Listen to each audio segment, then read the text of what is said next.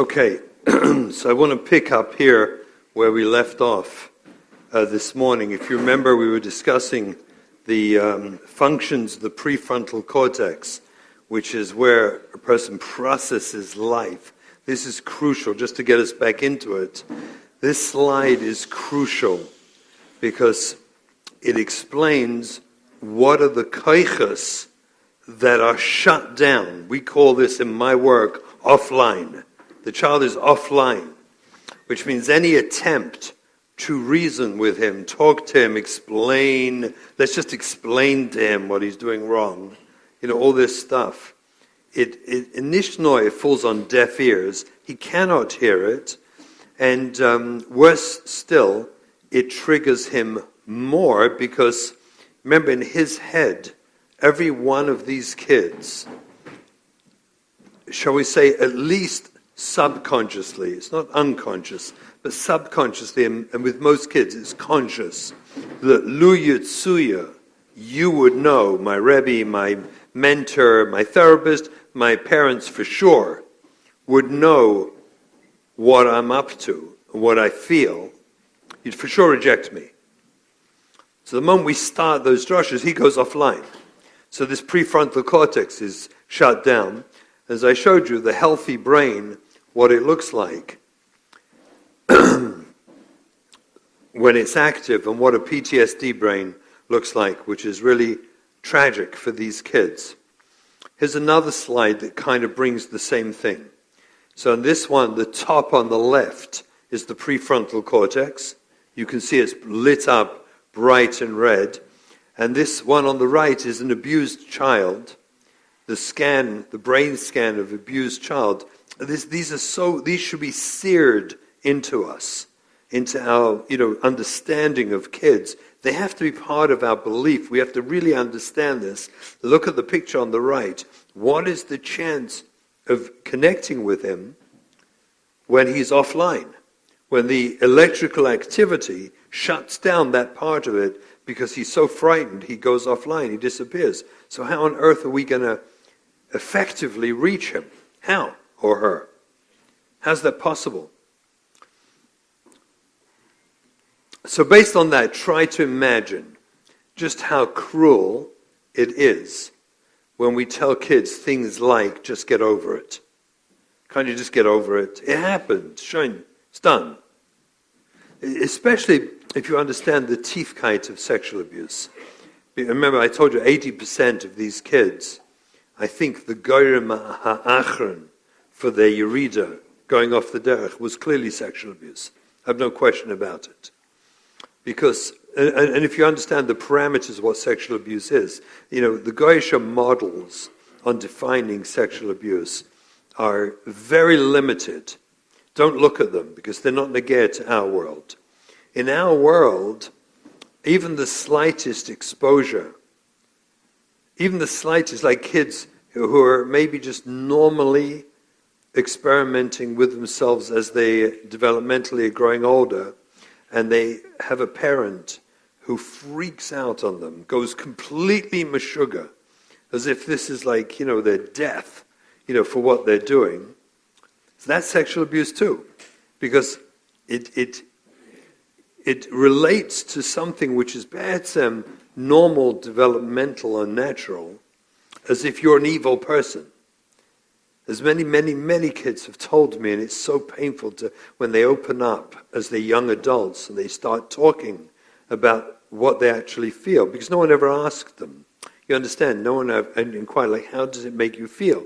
Which is the essence and aleph base of all treatment starts with, well, how does it feel to you? Teach me. I always tell the kids, for example, this is a consideration everyone should have if you work with kids. I presume with every child that I know nothing about their unique experience. Nothing. I even tell them, I know a lot about therapy. I know a lot about the klalim of kids, but I absolutely know nothing about you. Could you help bring me into your world? Help me understand what your unique experience was or is.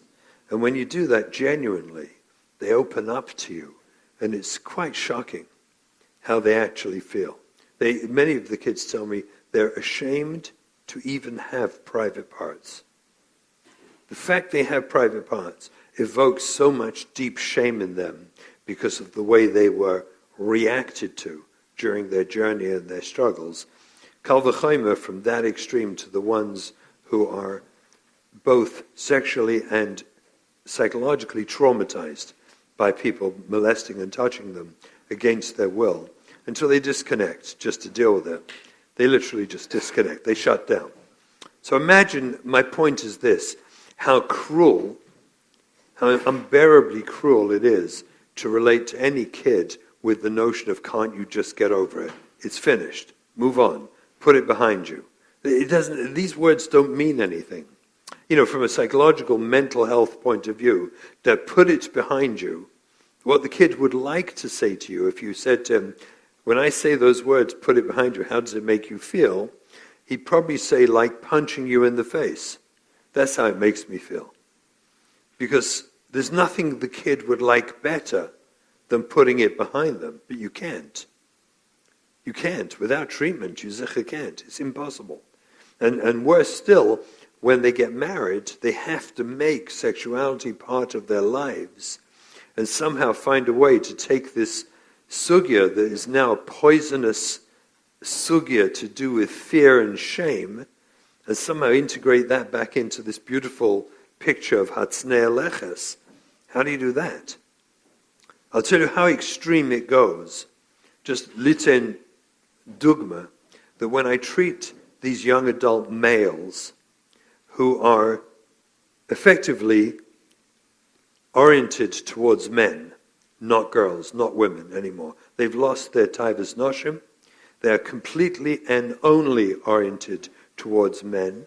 Many have been, forgive me, but inappropriately, people tried to help them inappropriately by trying to expose them to images or pictures of noshim, and it only made it worse. It always makes it worse without treatment, because they have no reaction, which confirms I must be homosexual. The ones who get married, it's even worse years later, because it confirms to them. So I sit with these young people, and they're begging for refuah. They heard that I have a mahalach for how to help them. They're begging for it, pleading. They want to be frum. They want to be frum people and have no clue how to repair the damage. But here's an observation. I'm just trying to show you how to, and this is what the whole mahalach we're going to talk this afternoon about is all about bringing them back online. Crisis Chinuch is an innovative mahalach that I developed over the years for how to bring a child back online, right? To bring the electric activity back to where it should be, to bring them back to the prefrontal cortex so that we can talk to them. That's what crisis chinuch is. That's the whole yesod of crisis chinuch. So I have these men who are crying in pain and yish, and they're literally suicidal when they realize that they have same-sex attraction towards men, don't know what to do. And I made the following observation to them at the right moment, at the right time. It's tricky to know exactly when, but I'm just sharing this as an observation that I know works to start the process of healing. And what I say to them is, I explain to them how they got there. That's what happens when you're molested pre-puberty by a male with no exposure to noshim, then this is what's going to happen to you. You didn't have the mania, and you never had the experience of female, so of course you're going to have same-sex attraction. That does not make you homosexual. You're 100% not. You just have a conditioned response. I promise you're not homosexual. So they're a bit, not sure exactly. But then I tell them the following. I say to them, I want to tell you something. Are you aware there was never a Jew since beginning of time who kept Tariag mitzvahs? Not one. So they look at me and say, what do you mean? I said, there never was. No single Jew ever kept Tariq mitzvahs. For example, you can't be a man and a woman, and there are women mitzvahs for women, not for men. You can't be a Kohen, a Levi, and a Yisrael. In fact, the only way we keep Torah mitzvahs, Tariag, is with Arvus. We do it together. Without Arvus, you can't keep Torah mitzvahs.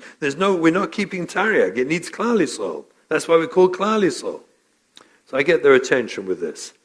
So I tell them, I want you to know there's a lav in the Torah of Mishkav Zocher. It's a lav, deraisa, Mishkav Zocher.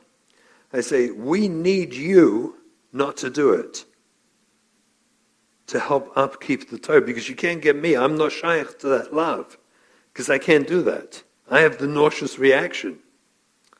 So I can't do Mishkav Zocher, even if I wanted to, which I don't. But when you choose not to do it, you uphold the entire Torah for all of us.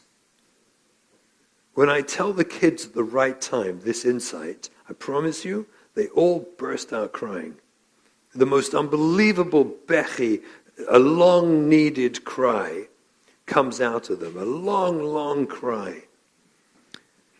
And they usually look up after this cry, I wait, and they'll say something to me, okay, so what do we do? It's incredible. Absolutely amazing. Instead of shaming them and embarrassing them, actually I'm going to acknowledge that you're the chelik we need in keeping Taryag mitzvahs, because the rest of us who don't have this can't do it. So the idea is like this. Tell them to just get over it, move on when they're offline. This idea of being offline is crucial and central to all of crisis chinuch. Crisis chinuch will make more sense, as I explain it now. The weird and crazy interventions and tolerance that we do, that is not a liberal tolerance as if there's a different Torah for them. It's a treatment methodology in order to bring them back online so they can regain the prefrontal cortex and start thinking rational and allow themselves to be treated and healed. Does that make sense? It's an interim, it's an intervention. It is no different. I want everyone to understand. People look at some of the crazy things that we ask parents to do, which seems so bizarre and keneged the Torah. Well, by the way, poison is keneged the Torah. You're not allowed to poison yourself. You know that, right? And yet people take medications that have poison in them all the time. And they have poison, every one. How do we know they have poison? If you take too many, you die. So we know they got poison in them. But if you take just the right amount of that poison, in the right place at the right time, under doctor's orders, guess what? You get better. I honestly feel and relate to this work as no different to giving a medication that has poison in it, which if you give too much or in the wrong way is a mazik, and if you do it the right way and the right amount is merapeh. There's no difference. The problem is only when we get in that crazy headspace where we're still thinking regular chinuch. Do you understand? That's the Eitzah. When you start thinking this is like some sort of chinuch, you go crazy. When you think of it as refuah to bring them back online to treat trauma, oh, okay. You understand? That's the tiefkeit of it. So, very quickly, PTSD, this is this concept that the amygdala hijacks the brain. It puts you offline. There are parts hyperactive, hypoactive, means the parts of the brain are now overreacting. That's the parts for survival. So they go and do anything to do with survival. And there's parts that are shut down completely, which are the parts that make them feel subject to pain and fear, like learning, the rational parts. Stelling tzu. Even that word, stell tzu, by the way, is like for most kids. You understand, it's such a destructive word. But I'll come to explain that a little later. All of their behavior, can I just say it under the framework of the crazy behavior, the apparent crazy behavior of struggling teens, yes? The apparent crazy behavior is what we view professionally as adaptive, meaning to say the child has adapted to survive. They need these behaviors for survival. It's adaptive. It's what you're meant to do. It's how Hashem made your brain function to make you survive. Right? In the same way that if your house is on fire, God forbid, and you're in your underwear, you run out the house. You don't go and get dressed first. You just run out the house. That is unnormal. It's not normal to run out in your underwear. But if the house is on fire, you do. That's adaptive. Well, this is for them, running away from a house on fire, and it's adaptive. It's no different. It's not a thought out, like they do it for some strategic purpose. Even the girls, I want to tell you, the girls who act out by dressing unsanua, right, is an adaptive way of trying to deny for herself that anything really bad happened to me. It's not the only thing, but one of the kavim of their behavior, of their pretzis, is as if to say, nothing bad happened to me, I'm enjoying this. It's adaptive. It's not a rebellion, it's a way of survival. Does that make sense? Okay. So when triggered, is it reasonable to reason with them? This is a good yesod to remember all the time. When you try to reason with a kid who's offline, who's more unreasonable, them or you? Right? It's totally unreasonable to reason with someone who's deprived of the prefrontal cortex and therefore cannot reason. And you should expect them to say or do something stupid when you try to reason with them, which we're the gairim. We're the gairim for that. We caused that. And then we blame them, of course. And the last thing is this, I just want to be very clear. In trauma treatment, we treat trauma. The brain is, they use this word, neuroplasticity. You can create new wiring in the brain. This is a fact. And the research is clear, the evidence is clear. You can rewire your brain. You can think differently.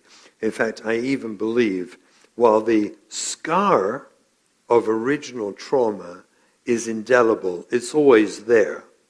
But the work we do with them is they don't react to it. You can take control of your reaction. It just becomes part of your history, part of your story, what happened to you.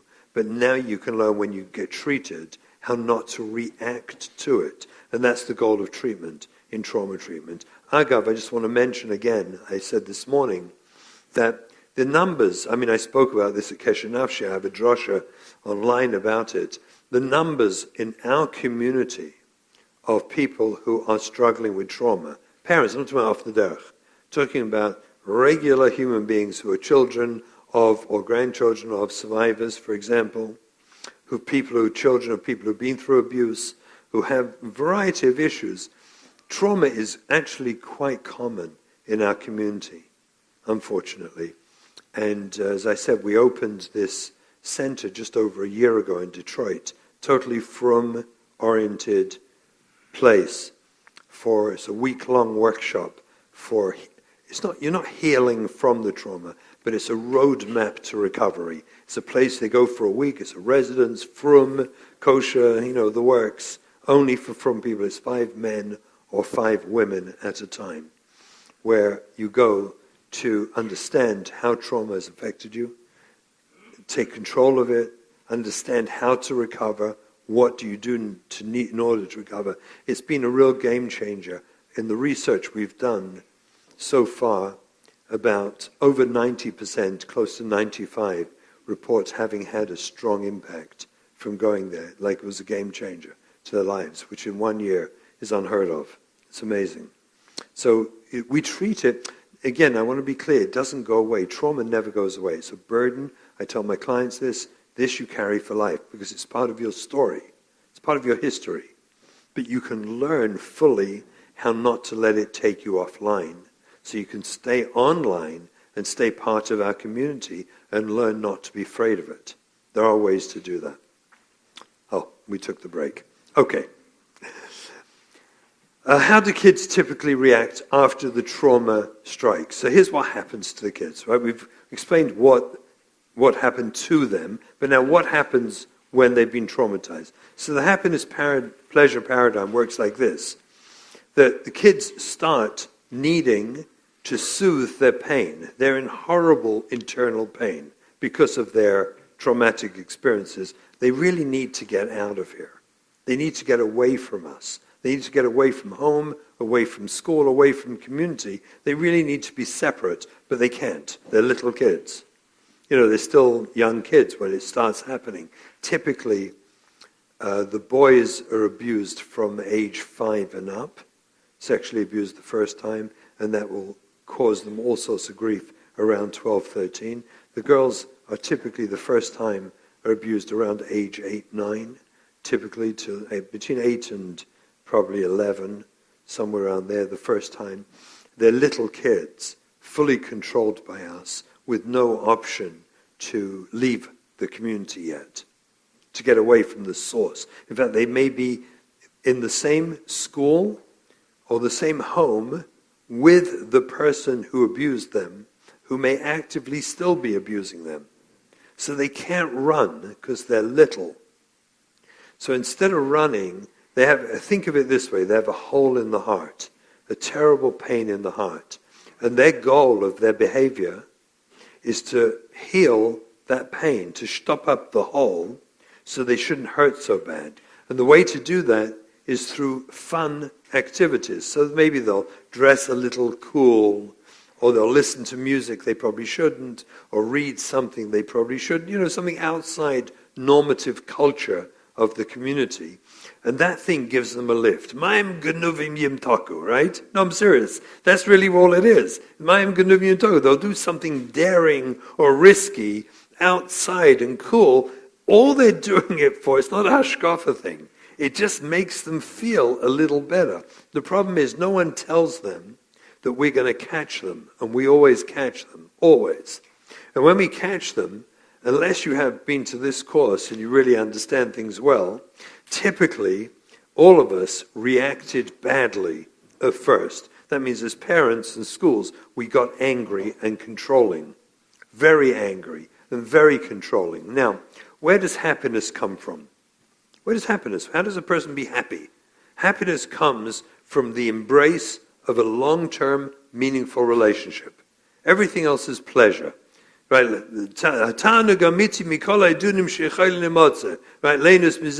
A relationship with Hashem is idealized as the Ta'anug Hamiti Mikol Idunim. Relationship. The next one is parents with their children. Right? The next one, husband and wife, parents and their children, friends, a Rebbe. Relationships are what nurture happiness. Everything else is not happiness, it's pleasure. Haraya, if you go on a Chol Hamoed trip and you spend a fortune of wasted money doing like great adventure and fun park activities, and who knows what, they seem to be happy when they're there. What happens when you get them in the car afterwards? Everyone's miserable. They're all crying. Usually there's a mother feeding the kids. She comes with food to feed the kids, to try and keep them quiet. Otherwise their father's going to freak out and slug up all the kids on the back seat and scream at them. He spent so much money today, wasted his day, and now this is like Osatov, you're all miserable and crying. You see, it didn't shaf happiness.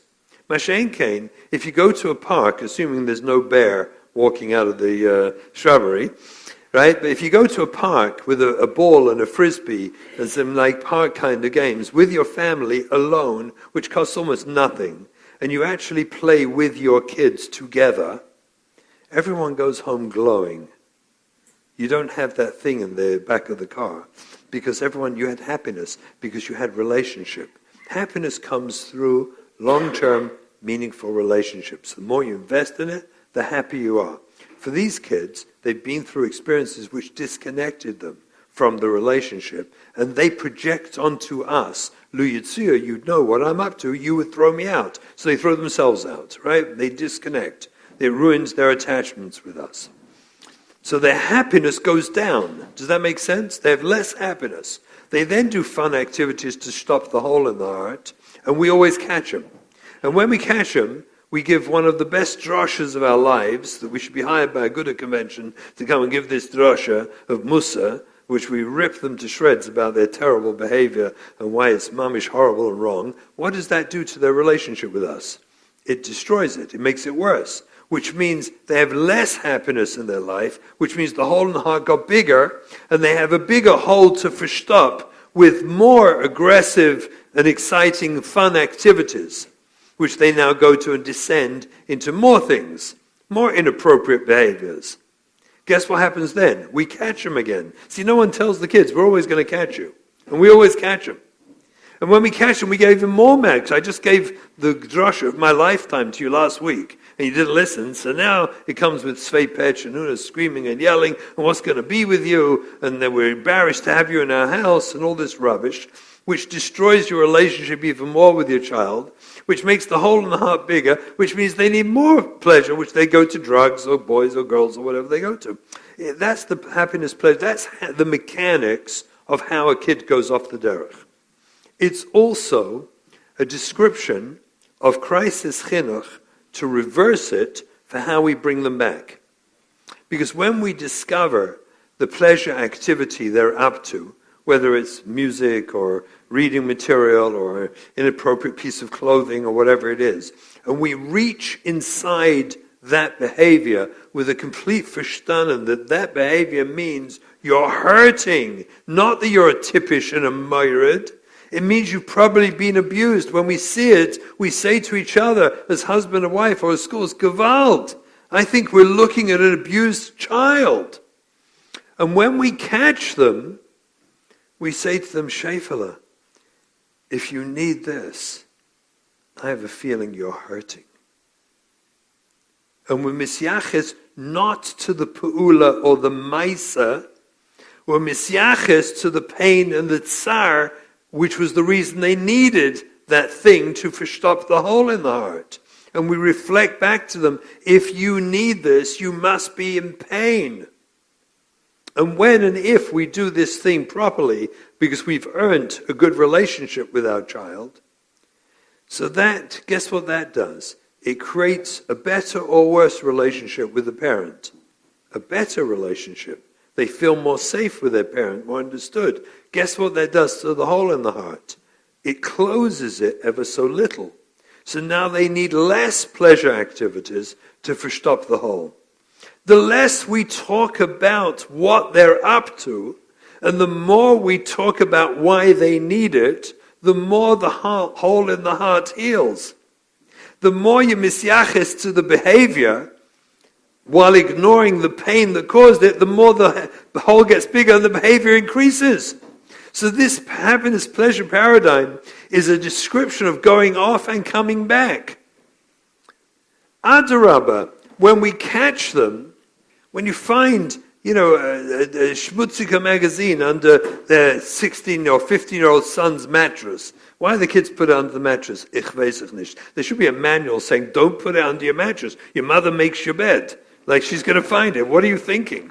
But if none of that, it's amazing. They all put it under the mattress. Nebuch, the poor Fry, has to go and find this magazine there, Nebuch. But when you find it, you're meant to be Messiah. You put it right back. And when you're Messiahis and you tell him, if you have the relationship with him, here's Tolly, I'm not saying, but Lu Yitzu, you've been working this system and you have the relationship, you go into his room one night, you sit on his bed with him and say, listen, Yankee, I know what's under your mattress. And he goes, like this. And he sees the smile on your face when you say it. Yankee, I know what's under your mattress. And he's like, he for sure thinks you're about to shecht him, right? And you put your arm around him and you say, I feel so sad for your pain that you needed this. And I just want you to know how much I love you. And I'm here for you. And I'm with you on this. Whatever I can do to help you, ich bin da. And then you give him a kiss and you walk out. Just imagine that moment, if you can get yourself to see the clarity, the truth of that moment. If you do it in the right place at the right time, and I've done this with so many of my clients over the years, the kid comes to you the next day and says, Tati, I'm so embarrassed, I need help. The very thing you were looking for happened because you did not yell at him. You acknowledged if you need it, it means you're hurting. And if you go even better, I tell the parents many times, you say, it means I failed you as a father and I'm so ashamed. You should not be ashamed. I'm ashamed. I'm ashamed I didn't protect you and I'm so sad and sorry. I'm so embarrassed of myself. And so you close the hole in there. It's just like so poshut once you see the whole system, how it works and why it works. And it works, Rabbi Sai. It's like a dog. Look, I'll tell you this, as Gedalia mentioned when we started. I have 8 children. 6 were severely learning disabled of my kids. Did not make it through high school. 6 did not finish high school. I took them out before. They couldn't make it. Those 6 at different times were not fully Shomer Torah mitzvahs. All 6. 5 of them came back so stark. One of them is still Mitzvah Hashem, as long as it takes, it takes. We love her to pieces, and we're probably closer to her than all the others. Probably closer to her than all the others. Speak to her all the time. Love her completely. Understand exactly what happened to her. The others all Shomer Torah mitzvahs. Some of them are like serious B'nai Torah. Like genuine Ovdei Hashem. Genuine. What Uri Zohar was talking about. You understand? Because of this shita. This and only this, because it repairs the attachments. It repairs the relationship. And it's such a shocker to them. It frees them to then come and say, Tati, I need help. I'm so lost, Tati, I need help. Because I took responsibility to say this was my fault, not yours. I was meant to protect you, and I'm so ashamed I didn't. I've told my kids many times, I'm so embarrassed. I didn't know in those years about learning. They had processing problems, a very unique type of learning disability that we knew nothing about back in the day. Nothing. And therefore they had very bright kids, very, very bright kids who did terrible at school and got blamed for it, and I didn't protect them. I owned that. You understand? And owning it frees them to zuch help. It's the exact opposite of what you would think. So, there are many psychological reactions. The happiness-pleasure paradigm describes their behavior, the lack of tznius, the drugs, all the hanhogas that they do, the craziness that they do, is all a way of both soothing their own pain, acting in a way, I'll tell you something else, that is designed to push the envelope of will I be loved or not? Am I lovable? And you can't know you're lovable. A girl that was sexually abused cannot know if she is lovable if she dresses perfectly and acts perfectly. She'll assume, and yet she's engaged with herself, privately, in an inappropriate way because of what happened to her. How will she know that you love her if she hides? It's only by acting out that I can find out whether you love me or do you just love my clothing. Like one of the boys said, my father doesn't love me, he just loves my grades. My grades make him feel proud, I don't. And it's so clear, the boy was so on target. Acting out getting bad grades or dressing lacking in tznius for a damaged person, a traumatized person, is the einzige Weg. It's the only possible way they can find out, do you love me be'etzem? Or do you just love my clothing and love that I give you? I'm a nachas machine for you. So you love yourself, basically. You don't love me at all. The only way they can find out is by acting out. And so their behaviors and everything else, like this, I just want to make a comment for the social workers and the others, that you have to be very careful. Almost all these kids, when they're young, will get some sort of diagnosis to do with impulse disorder. So they'll be put into the ADD, ODD groups. When they're older, someone will try and convince you somewhere that they have BPD, they have borderline personality disorders, Pashut. Look at it, look at their bed. They'll try and convince you. This is all rubbish. Resist this. What it means, a classic traumatized kid who's lost in our community will, under pre-puberty for sure, look like an ADD, ODD. They'll all look ODD. That doesn't mean they have ODD.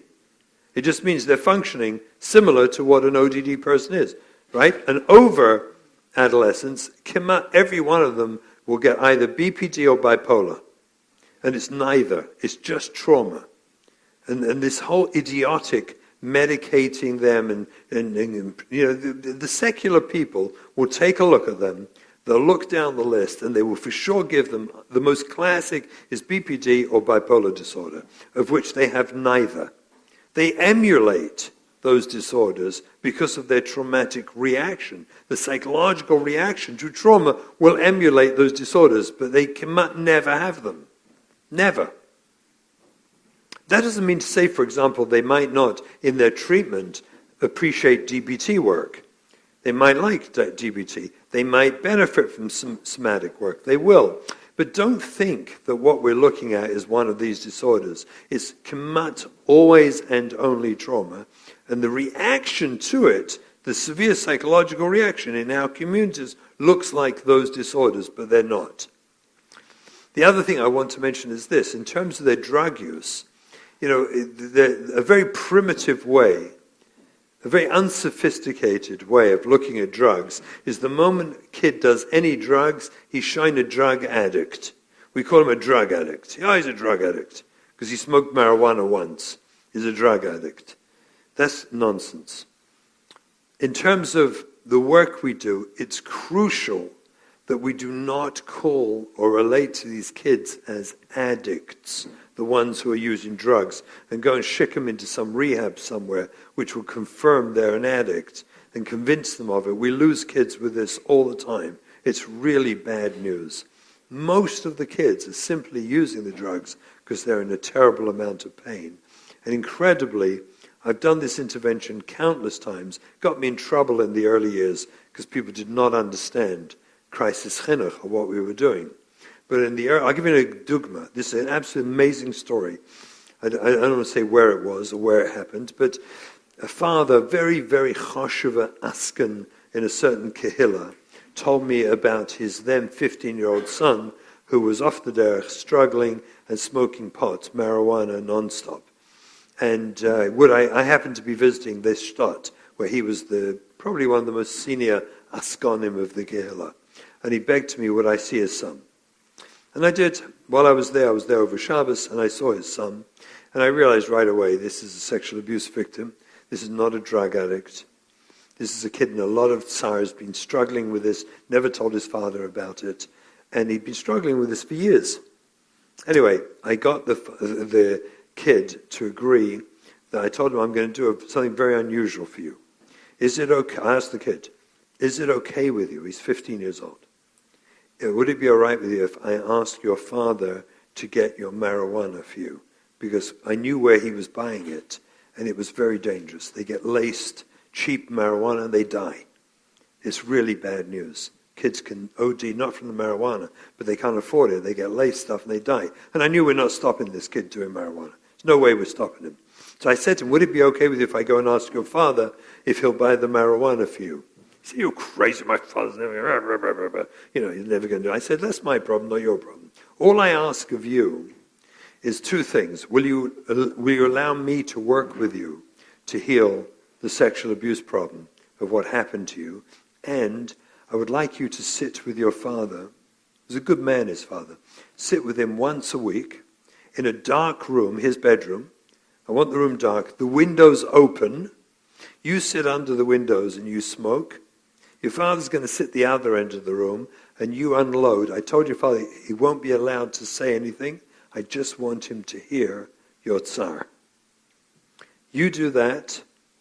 Talk to me about the abuse and I'll get your father to buy you quality marijuana. Is it a deal? He said, you're crazy. My father will never be Muslim. He went crazy with me. I said, again, that's my problem, not your problem. I spoke to the father, very bright man, and he got it. He understood it, and he went for it.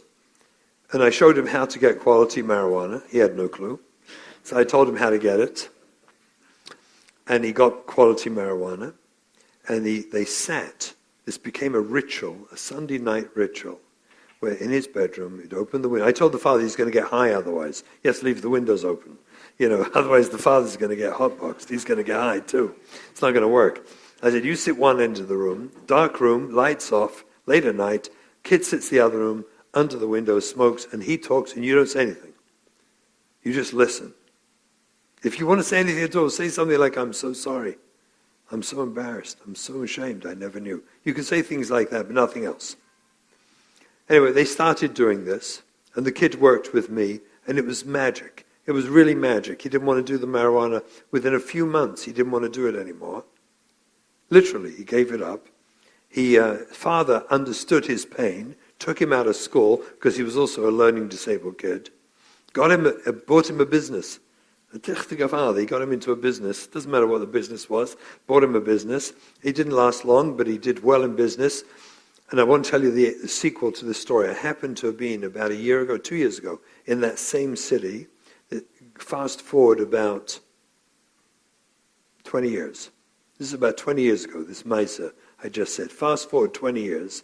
I went to this same city to speak. I was there over Shabbos. They made a Shabbaton. I was speaking there. And a young man with a beard comes over to me. He says, Shalom Aleichem, Russell. He says, you don't know who I am, right? I said, no. And he's that 15-year-old boy. He's a guy with a beard. He became an Askan just like his father. He was wealthy like anything. He got into real estate and became tremendously wealthy. And he's busy supporting the meisters in the Stadt. He's probably the big Askan of the Stadt now. His father, is watching him take over. Within a few months, he gave it up by buying the... See, I said this story 20 years ago. People thought I was off my rocker, when I first said the first part of the story. But in fact, do you understand the thesis behind it now is common sense. We're reaching inside, we're ignoring what they're doing, because that is adaptive. That he needs to survive. Instead, we're going inside the story to understand the heart, reconnect with the Father, and the magic happens on its own.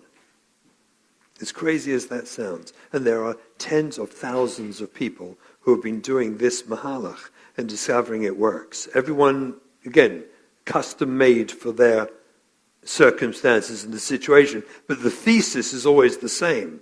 When you find out what they're doing, recognize it as adaptive, go into it to the pain, be mesiaches sincerely and take ownership and apologize for what you've obviously been through and that we didn't know, and kids start healing and want to come back. That's the heart of what crisis Chinuch is all about. But to go and call them addicts just because a kid's smoking marijuana is nutty, it's crazy. And it completely misses everything. It misses all the opportunities of healing that we want to see. So what do the kids go through? 4 levels of alienation. They first feel alienated at school because most schools have no clue, unfortunately, how to do rules, structure, and discipline in a way that's user-friendly. In other words, in a way that tells the kids, we're doing this for you, not for us. We're doing this to help your development. We love you, we want to help you. So that's why we're doing rules, structure, and discipline. It's on the contrary, you're threatening our school, arois. You stellt zu, arois. That's why those words, stellt zu, for most of the kids is like they're curse words. They're mamish curse words. You can't say stellt zu to any of these kids, because it's the exact opposite. They need not to stellt zu to survive. They're adapting trauma by surviving. They're doing the opposite. So the school rejects them. Then the friends, because the parents of the, quote, good kids, I hate the language, but they call them the good kids, take them away from the bad kids, because you don't want the influence and all that stuff. So they lose their natural source of friends. Who else are they going to go to but other struggling kids? I mean, there's no other option. They need friends. The community then gives them the evil eye, the shchenim, everyone. You just look at them and stare at them as if they're evil, instead of going over to them, to try and reconnect with them, which is what we really ought to be doing. What we're meant to do when we see a kid like that, like I said, the roya ra'isi. We're meant to look inside and see the depth of what a person really is. And then, of course, the family reject them. This is when the kids start acting really crazy. When they have that final rejection, a kid is entitled to believe that my parents unconditionally love me. A kid should not ever feel that my parents only had me for their nachas. That's anti-Torah to begin with. It's literally keneged the Torah to even think that thought. We had the kids to be mative to them. Like the Eibishter created the Bria to be mative to us. And we're mahurachim v'afatarachim. The whole system's upside down. We had kids to be mative to them. The fact that Chinuch says by Kivud Oveim gives a tam, as Hakaras HaTov, good, that's just to make us feel good. But you understand, but that's not it. It's not. We had children to help them. That's our chayv kadosh. And we, Lemaisa, there's actually a fascinating mashal where he says that when a parent is mevatel, a parent's chayiv and v'avtarecha k'moicha towards their kid, just like they are to every other member of Klal Yisrael. So when a parent's mevatel v'avtarecha k'moicha to their kid, then you've created that matzav of lifnei iver. Zog the Marshal, you're over on lifnei iver if your kid acts out to shame you or hurt you. That's on you, not the kid. It's a Marshal. It's fascinating. Anyway, so at this point, with the rejection from the family, they often feel suicidal because they've got nothing to live for. There's no way out. I'm done. They're don't know how to integrate into a secular world, and they're not even looking for it. It's all just pain, abandonment, and adaptation, and that final being thrown out, God forbid, by a parent. I mean, that's just, it's reckless. It's reckless, and causes them and brings them to the suicidal edge. By that point, they all have suicidal feelings, serious suicidal feelings. We should expect the sexual acting out. Like I said before, pornography, promiscuity, the boys who think they're homosexual, lesbians, the transgender I'm going to leave alone for the moment because I'm not sure it's really connected to this in truth. But we do expect them to act out. It's all adaptive. Just understand that. The sexual acting out is adaptive. It's a way of surviving. It's a way of surviving. It's a way of denying anything bad happened to me. It's a coping mechanism. That's all it is. So this is why we're here today. This we have to understand. If we can buy into this and get it, this is the sugya of Sofik Pekuch Nefesh. And if you look at these statistics, these are death statistics, are staggering. See, this is what I want you to know. I'm going to say this, and I'm not embarrassed to say it. But when I spoke, I can't say it. 1 second. Okay. Not every community is comfortable with me sharing these statistics. They are in denial, deep denial about these statistics. I got these statistics from Amudim, and I spent 45 minutes on the phone with the person who put this together. To be precise, how did he get these statistics? Where'd they come from? And they came from Chevra Kadishas in 4 states, New York, New Jersey, California, and Florida.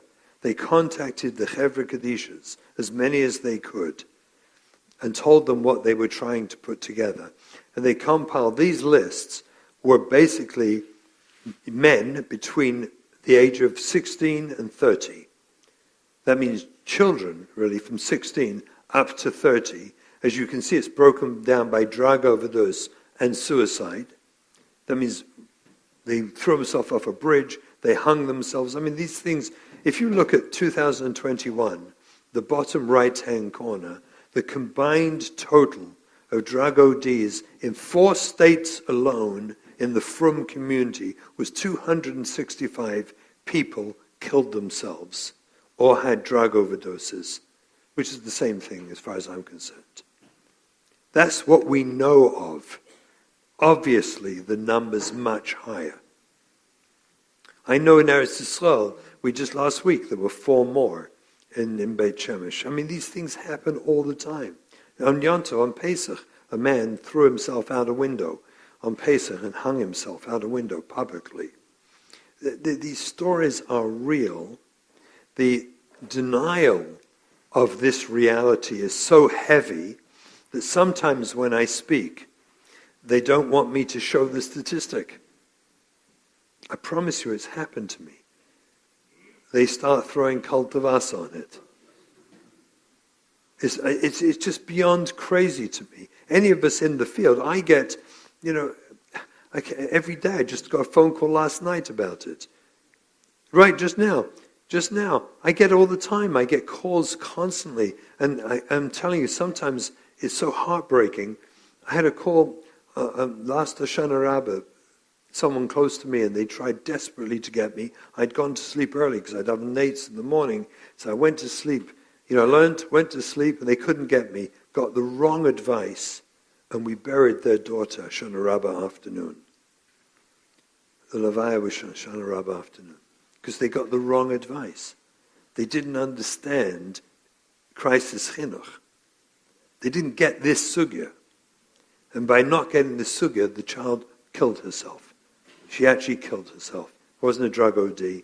She deliberately took a knife and killed herself. She was 16. She was 16. This sugya, is a real sugya of Southfield Nefesh. So I'm coming at it from two directions. When obviously I'm leading up to telling you all what people think are sort of crazy leniencies and interventions. But if you understand what we've explained so far, that it's treatment, it's healing, it facilitates healing. It's like the poison in a medication. It's the same thing. It's no different. That's number one. And number two, not doing it is machnis a child into a sofib kuch nefesh. So once you see those two, I'm bringing it from two different directions. Like it's so pasha to do this. This is not, again, an alternative chinuch system for today's children. This is a treatment modality to repair the damage of abused, traumatized kids and help them be whole and safe. And you know what? Eventually, most of them will return to being from. Most of them, the vast majority. But we don't even focus on that. It's not relevant. It is actually not relevant. In the treatment modality cannot be focused on making them from, because otherwise, again, it's self-serving. We need you to be from. We're embarrassed of you. It's the exact opposite in crisis chinuch. Being from is not the issue. Being alive is the issue. Being healthy is the issue. And uvdo, I'm just saying agav, there's a dova pasha, that someone is alive and healthy and loved by their parents, ruba de ruba, vast majority will be chayzer b'tshuva and they'll come back. The vast majority, if you don't make it the issue. If you do make it the issue, it becomes very, very difficult. Because it's the same thing. I don't love you be'etzem. It's another beautiful Nesiv Shalom where he says, the Kadosh Baruch Hu brought us out of Mitzrayim, he called us B'ni B'chari Yisrael. Right, we were at Mem Tes Shari Tuma. Why? He fragged on, it's beautiful. He says, why not Mem Ched, Mem Zion, Mem Daled, like play it safe. Why do we have to go to Mem Tes? It's like risky, right? There wasn't many left.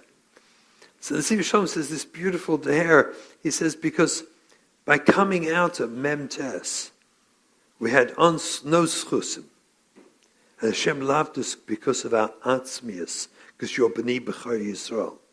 You're my child, my firstborn, and I love you, says Hashem, because of our atzmius. And why is that significant? Because through the dairas, when we struggle, because every Jew struggles, we'll never struggle to Mem Tes Shai Tumah. We'll never be that bad.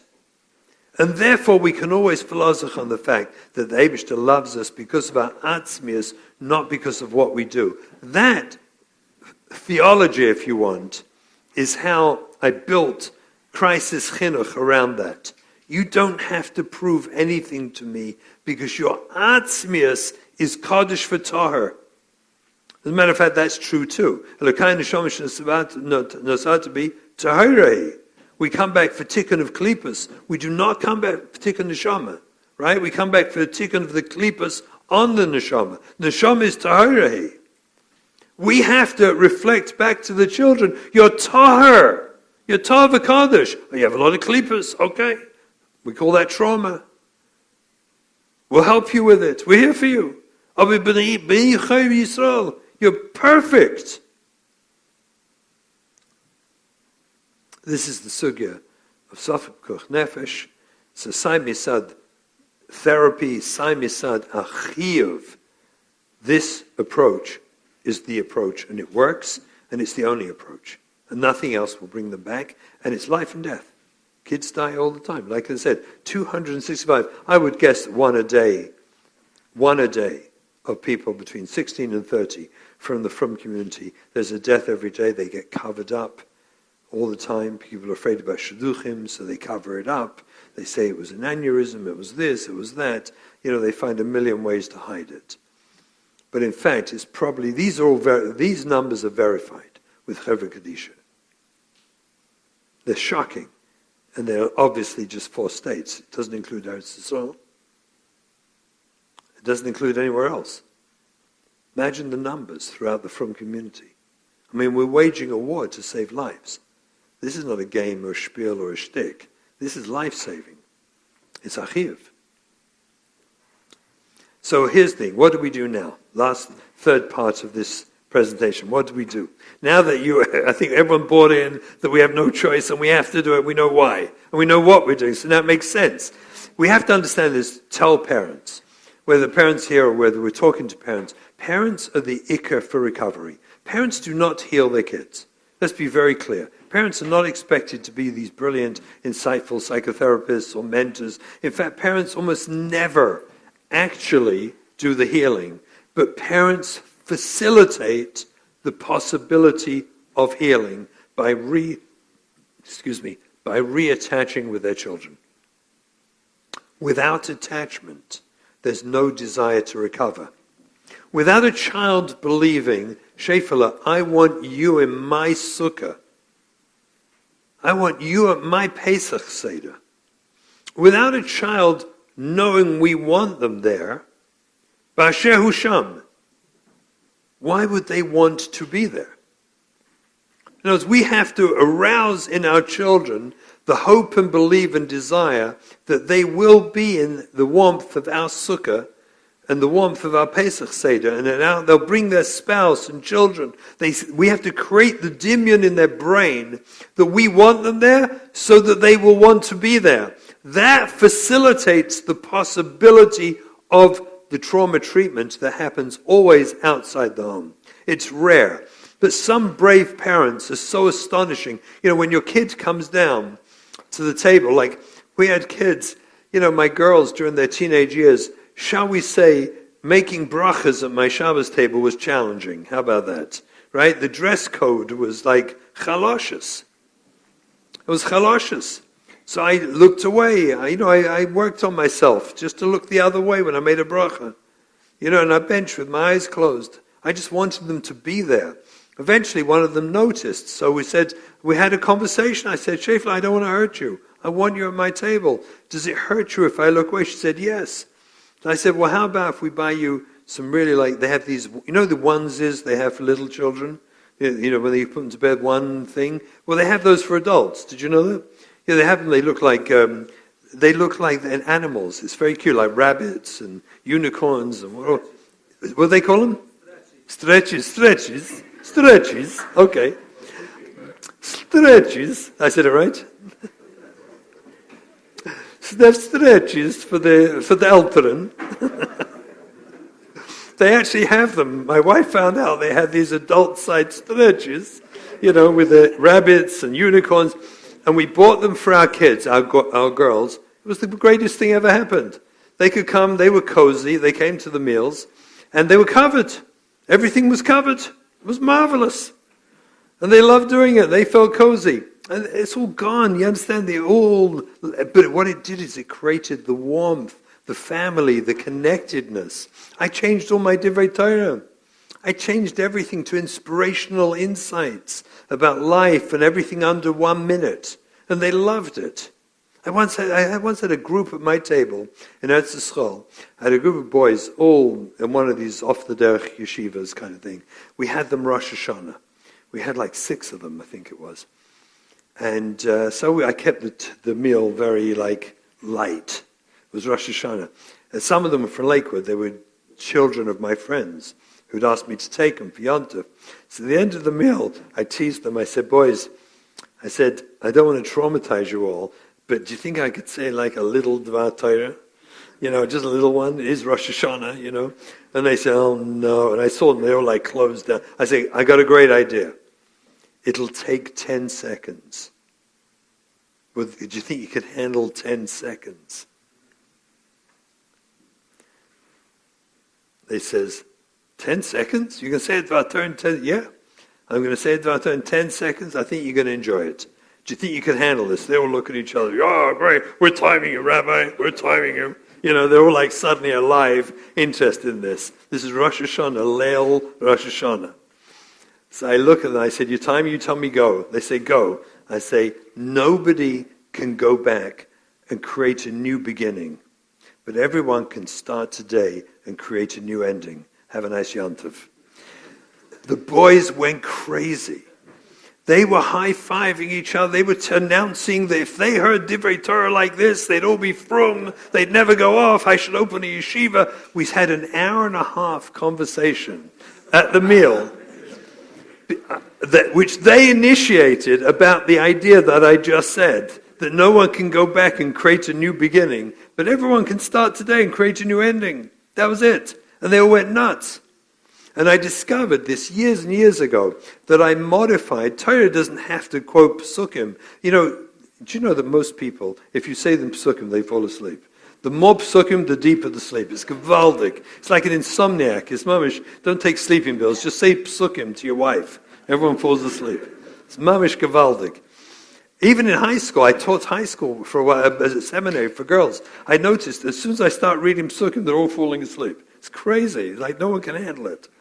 But ideas, the concepts contained in the Psukim, in the Torah, everyone loves. It's amazing. Everybody loves it. So we shifted the tone and the type and the ruach. I didn't compromise. I never changed who I was. I never changed my levush. I never changed or compromised my own behavior. I was the same authentic from Jew that I was my whole life. And my kids loved it. I just found a way to make it user-friendly for them too, which they loved, and it inspired them. That's what parents do. We create the environment in which our kids would desire to want to be healed, to want to get the therapy, to want to overcome their problems, because they want to be close to us. We are the key. Parents are the key. There's nothing to talk about. Everything else is transitory. It is the parents, and only the parents, that create the environment wherein a child internally desires to want to change. That is crucial that we work with parents for them to see that truth. They don't fix it. You don't have to give drushes. They don't have to talk about it. You understand? You just have to be nice about with the tsar of your children and then do the things we're going to talk about, looking away. And most important, we have to stop being the target for the kids' arrows. Like, stop giving them drushes. Stop giving them any mussar, any adrocha, any advice. Just stop it, because it's all going to be wrong. It's all going to be bad. The only thing we can really do is tune into their pain and take ownership. Take humble ownership of their pain. We need to teach parents. There are 5, actually there are 7. I have to change this. I changed this at the last Kesher Nafshi conference. I used to call it the 5 stages. There are now 7. They are denial, anger, bargaining. I introduced depression after bargaining, mourning, acceptance, and forgiveness. I included one more, forgiveness. I realized we have to get there too. But these stages, denial, parents are always denial. Parents are the last people to realize what's going on with their kids, and that's part of their own traumatic reaction. They go into denial. Hashem gave all midas. He gave denial. I always tell parents, if someone accused you of being in denial, did someone, and they say yes, I said, well, if you're in denial, do me a favor, stay there for the time being. It's probably a good place for you to be. They say, what do you mean? I said, well, if you're not in denial, you're probably going to kill your kid. So just stay in denial for the time. They said, what do you mean? Well, if I told you, a kid has said, no, don't tell me. They say, don't tell me. I don't want to know. I said, good, stay in denial. Hashem gave you the midah for good reason. When you're ready to come out, that means you'll know how to handle. You'll come out of denial. Denial is normal. It's not a bad place to be. It's a good place to be till you know how to handle. Anger. Everyone goes through anger. Everyone blames, all parents. We all blame the schools. We blame the Rebbe. We blame the neighbor. We especially blame a certain friend who brought my kid down. It's all rubbish. It's all shlal pitayra. It's absolute sheker v'chazov. It's not true in Hashkafas HaTorah. What's going to happen is going to happen. That's life. We have to accept it. The shluchim, that's their cheshbon. why they happen to be. That's what how Ben Bechai is doish the pasuk in Kiseitze. The pasuk says, "Ki yivne bayis chodesh v'sisa maka gagecha pen yipol hanoifel menu." Right? Pen yipol hanoifel, the kfilas lashon. What's the kfilas? He says by the medrash, "Zeh hanoifel roy haya lipol misheishes be'areishes." It's always going off a roof. Just don't let it be your roof. And everything else that happens, it's going to happen to your kid. Parents need to know that it was going to happen. It helps them get over their anger. Because the anger is destructive. And it hurts the kids too. It doesn't facilitate reconnection with their child. So they have to get over the anger. Almost all parents do this foolish thing called bargaining. They I'll buy you, if you just dress Sanua, do up that button, I'll buy you a $100 gift certificate to whatever it is. I'll buy you new clothes, I'll take you on a trip, you got a new bike, we'll take you there to school, I'll take you to the moon, it's only $25 million. I'll do anything I can, just dress properly, please. All this rubbish, it all fails. It turns the kids into manipulators, because they do it for 2 days, and then once they get the thing, they stop doing it again. And then the parents go back into the anger. It's just hopeless. It's a waste of time. Bargaining with Hashem is a waste of time. This is the journey. Stop bargaining with Hashem. Rabbi Shimon, I'll finish just twice if you just make my kid from again. It just... Go daven for your kid, by all means. But don't make bargains. Hashem knows better than us. And He knows exactly what and why. There's a Semech Hashem L'Tzvi, this beautiful piece he brings, Nadvona, by Chul Hashemay Varetz V'chol Tzva'am. So he brings the medrash, Al Tikra Tzva'am Ela Ritzaynam. Ritzaynam. It's amazing. I think of this when I make Kiddush Friday night. I always think of it. He says, Rotzen Shekol Echo Ve'echad. He says, Koidim B'yosa La'aylam. Everyone's nimna with the Bezdin Shomala, and he works out exactly what he needs for Allah Nisyonis in this world. And he says, V'adai Ba'alma Dikshait. Ach Bacha HaToiv La'atzmai. It has to be. That means everything that happens has to be. It's a beautiful piece. It's in Pashas Pinchas. It's mamish worth reading. So bargaining, don't bargain. It's just a waste of time and money. It creates false expectations. Depression, okay, get over it. We as parents get depressed. We will, because we realize we've lost that dream. When we had a child, every one of us in this room, when we had our kid, if we had a boy, I guarantee you, by the Shalom Zach and the Bris, we were all teary, thinking, each one of us, that we had the next Rebbe, the next Talmid Chacham, Bayas Litvaks is the next Vilna Gaon. We have these demyonis. It's funny because probably everyone thought they had the next Baal Shem Tov. Right? You can't all have the next Baal Shem Tov. It's not shaykh. But everyone has these demyonis, and each girl is like the next tzedekis of the Welt. And we have these dreams. These dreams are ridiculous. Their dreams are ridiculous. We have to have dreams. The halavai can bring up a healthy person to be Oved Hashem Yisbach.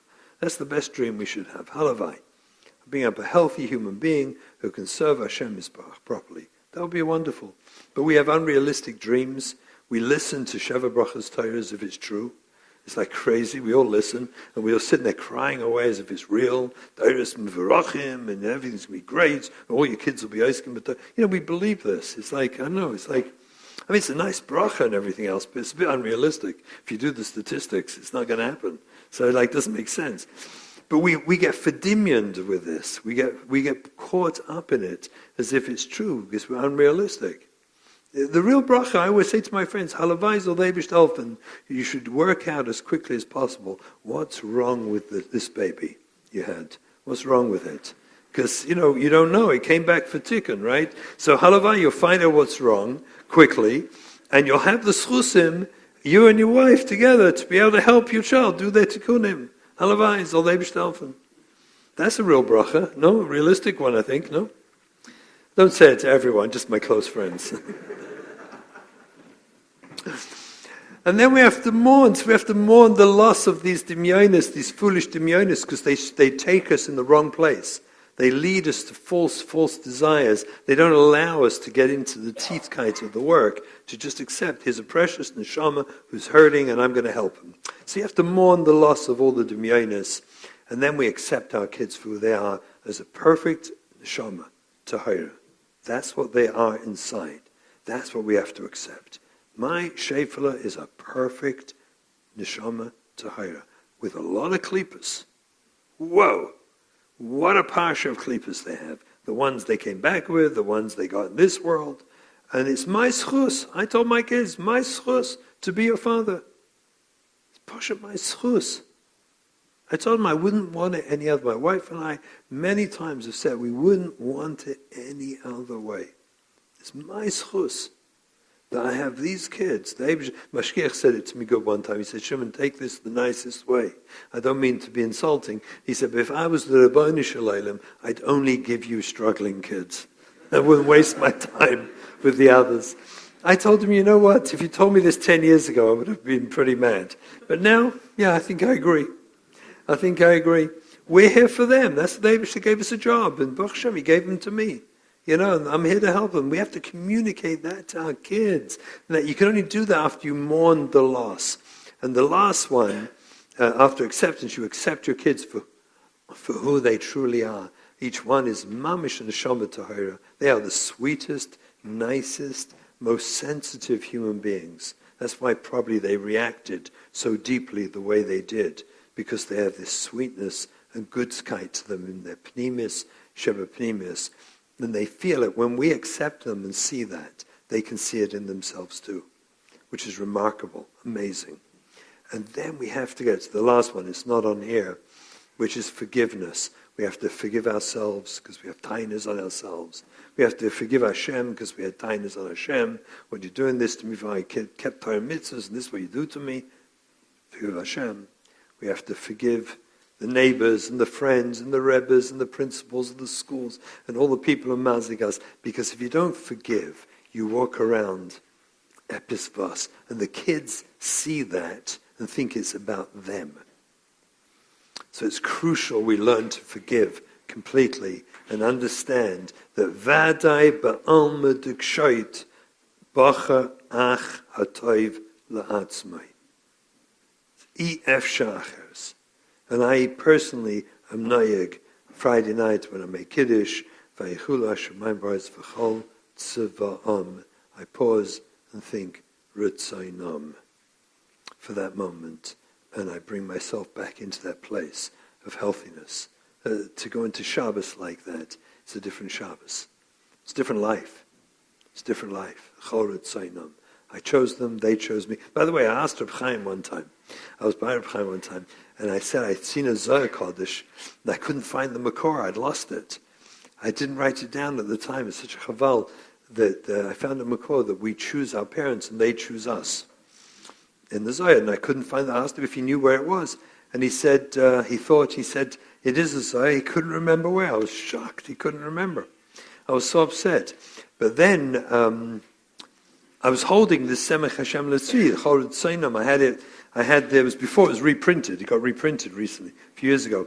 So I had a copy of it in my hand. So he asked me 3 times, he said, Lama tatzrich et zeh? What do you need it for? So I said, I'm psycholog, and they Ken, aber lama tatzrich et zeh? So I told him, I need this Zohar. It'd be helpful to so many parents. Aber lama tatzrich et zeh? I didn't know what he wanted from me. Then he grabbed this page out of my hand. He said, Yesh lecha et zeh, Chorot Tzeinam. That includes choosing your parents and choosing your children. As they sagen, that's what Reb Chaim told me. It's right there in Chorot Tzeinam. That's what it means. Chol Tzvam, Chorot Tzeinam. So we choose them. So we come to acceptance and we come to forgiveness. And with that, we can really help our kids. What we do then is let go of external control to gain internal control. This is a big yesod.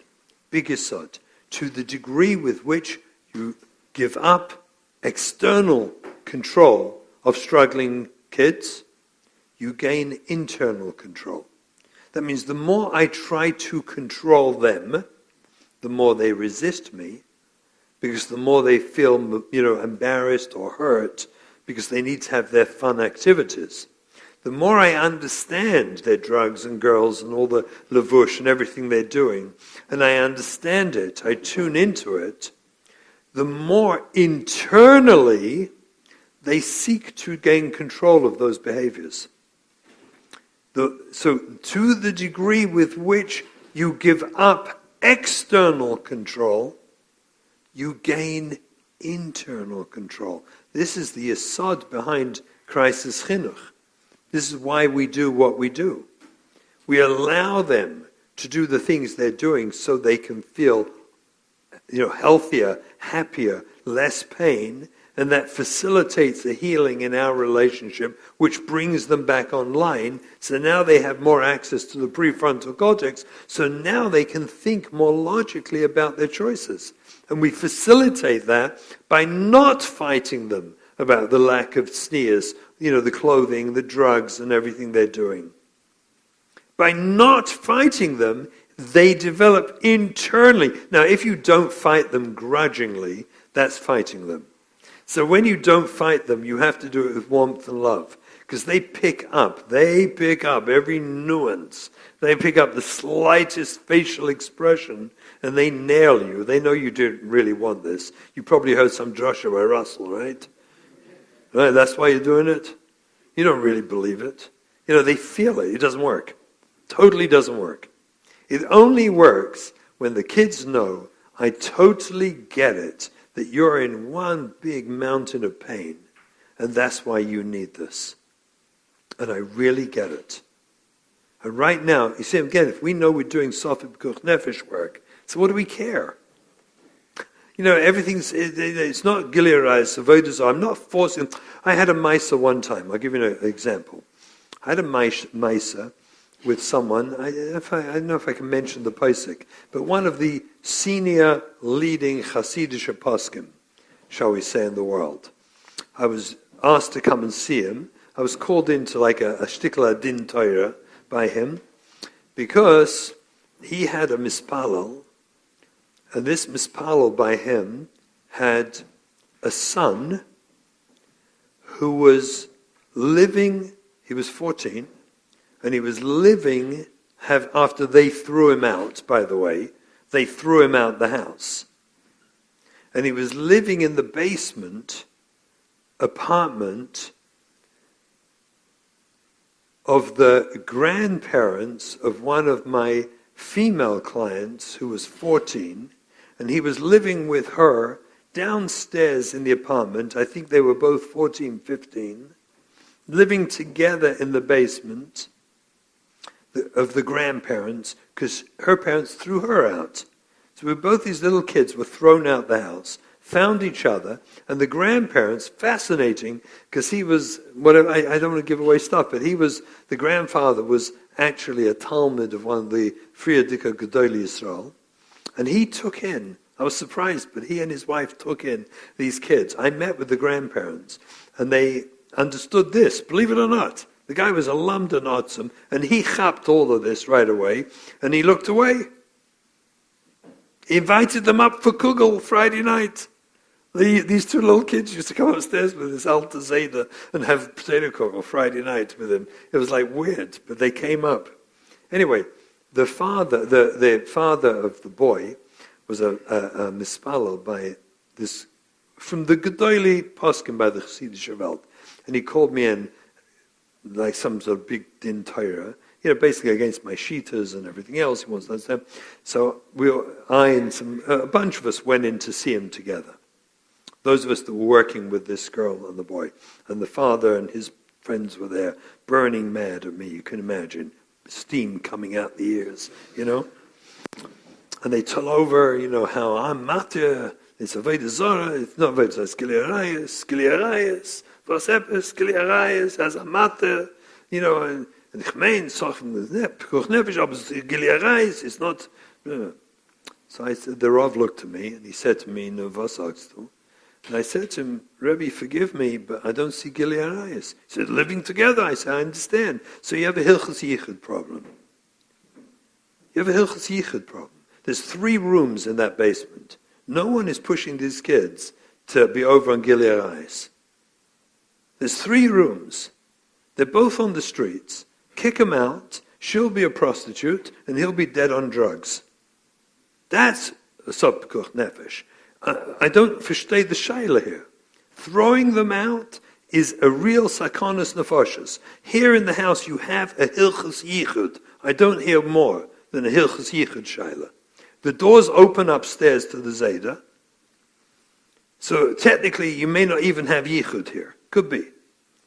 You have a boy and a girl with 3 bedrooms. No one's telling them what they should or shouldn't do downstairs. It's none of my business. But there's 3 bedrooms, and there's an open door upstairs. So I see a hilchus yichud, or a pekuch nefesh kicking him out. Tell me what I'm missing. Moyerdik. The Rav looks at me and says, "Es gerecht. Es gerecht." They were so heartbroken, these people. They thought they killed me. I said, it's Southfield pekuch nefesh. No one's forcing it. It's like the kids. When we tell them, can the boyfriend, I just had it just now. A mother called me panicky. It was last night on the way back from the chasna. A mother calls me panicky. Her daughter is coming for Shabbos, coming back, but she's bringing her boyfriend. Can she bring the boyfriend for Shabbos? Right, together. And I said, then she said to me, they mask him to sleep in separate rooms. I said, what's the problem? I said, your problem is you're Yetzer Hara. You're going to be up all night in the living room watching to make sure, no one comes out of the rooms. I said, b'midah that you go to sleep. Lock your door and go to sleep. And whatever happens is none of your business. Have them come for Shabbos. What they do is they do. That's not your cheshbon. Your cheshbon is to love your kids and bring them close and make them feel loved. So we can repair their healing. Do you understand? I'm not putting them in the room together. I'm not forcing them, Maisa Zimri. I'm not, it's not Pinchas coming around like get the spear at the right moment, It's not that. We're healing attachments. We're telling our children. So, Hilchos Yichud. We have Southfield pekuch nefesh. Where's Hilchos Yichud? There's Southfield pekuch nefesh. The Rav was masking to me. It's pasha like that. So we have to let go of external control. If we let go of external control, we create internal control. Versteht sich, to do that, you have to get your ego out the way. That's where this becomes the greatest avodas Hashem for any parents. Because you have to get your ego out the way. There is no way you can do crisis chinuch until you get your ego completely out the way. By your ego, you understand what I mean here. You've got to get yourself out the way, pashut. You got to realize I'm here for atzalas nefashos of these children who caused nothing themselves. They were subject to trauma, and I'm here to heal them. Baruch Hashem. I got to get my ego out of the way, which means stop worrying about the neighbors and the friends and everyone else and the relatives all telling you. The people who know the most about crisis chinuch are people who never had a struggling child. You know that? They're Bekiyim. They always know. Just tell them. Tell her she can't do that. Great advice they always have. Especially the family and friends. I'm not saying you should be mean to the family and friends, but we at least have to realize that I'm not listening to their rubbish. I'm not going to listen to it. It's just foolish. That was another famous Uri Zohar line. He said, stop worrying about the Shchenim, worry about the Shechina instead. Worry about the Shechina, not the Shchenim. It's a good line. Nafsho b'kshura, this is Kesher Nafshi. This is our moment, Gedalia. Kesher Nafshi. Nafsho b'kshura b'nafsho. We know the right where it's brought down, the Balaturim, right, by Yosef, right? Right, Pashas Vayigash, right. Nafsho kshur b'nafsho. Over there, he says, Kadei lachanchoi.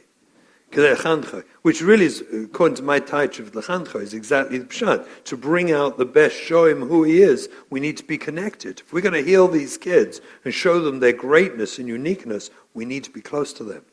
We need to be connected to them. And all the mishigas things like buying drugs and buying them unsneers clothing. She wants jeans, go buy her jeans, buy her 2 pairs. She wants jeans, buy her 3 pairs of jeans. She wants the cheap ones, buy her the expensive ones. You understand, the logic behind it is all to bring her back online. And once you see pekuch nefesh, okay, Southfield pekuch nefesh, and it's the only way to heal, it's pashut you go buy. She wants 1, you buy 2. Right, she wants some sort of tank top thing that's totally unsneers. Buy her 3 in different colors. How many colors you want, Shefala? What happens when you do that? Dafka, because it's such a crazy thing for any of us to do.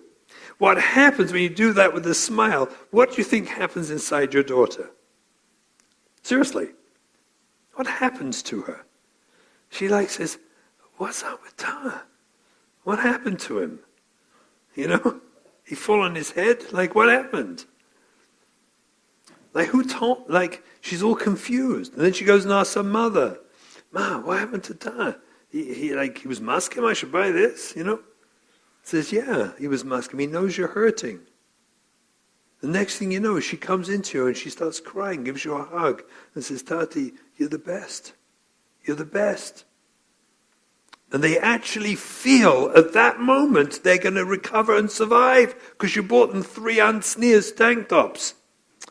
That's not chinuch. Do you understand? It's not permissiveness. It's a straight up profound intervention that translates when you do it properly with love and understanding. They give you a hug and they feel they can survive. I'm going to recover. They want 1 piercing, give them 2 piercings. I had a guy, one of my clients, this guy was such a stiff Yekisha guy, till I got him to mask him that he should go, and I finally convinced him. This is easy work compared to him. Oh my gosh, a stiff Yeka. Whoa. It was like, whew. And I had to give him, his son is desperate. His son wants an earring. And I told him, great, what an opportunity. Take him and get the earring. Get him 2, get him 3, whatever you want. You're crazy, Russell. He went backwards and forwards. Finally I convinced him that he tells me afterwards, this Maisa, unbelievable Maisa. He goes to the place. This is in Eretz Yisrael. He goes to the tattoo. He finds a tattoo place. They do earrings and stuff. And he gets his kid, I think he actually got him a tattoo and an earring. He got for his son. They're in there, and there's the guy, some off the Shagid, I know, some guy giving him, the thing, is doing this, and halfway through, the guy stops doing it, the tattoo, and he gets emotional. He says, what's going on? The guy gets misragish, he gets emotional. This is the guy who owns the tattoo parlor, who's doing the tattoo on this guy's son. And he looks at him, and he says this, because he sees the man from a man comes in to get a tattoo with his son. He's an Erlich Yid, he comes in, And the boy, this young man turns to him and says, you know what? He looks at the client, the kid, my client's son, and he says to him, you know what? He said, if I had a father like yours, I might have stayed from. Maisa shahaya kach haya. If I had a father like yours, I might have stayed from. This boy who got the piercings all gone is going to Daf Yomi Shir regularly now. From boy. He's not, yeshivish like his father, Yekish, that time, but he's Gansa from boy. Shomer Torah mitzvahs. But imagine, that's what the guy in the parlor said.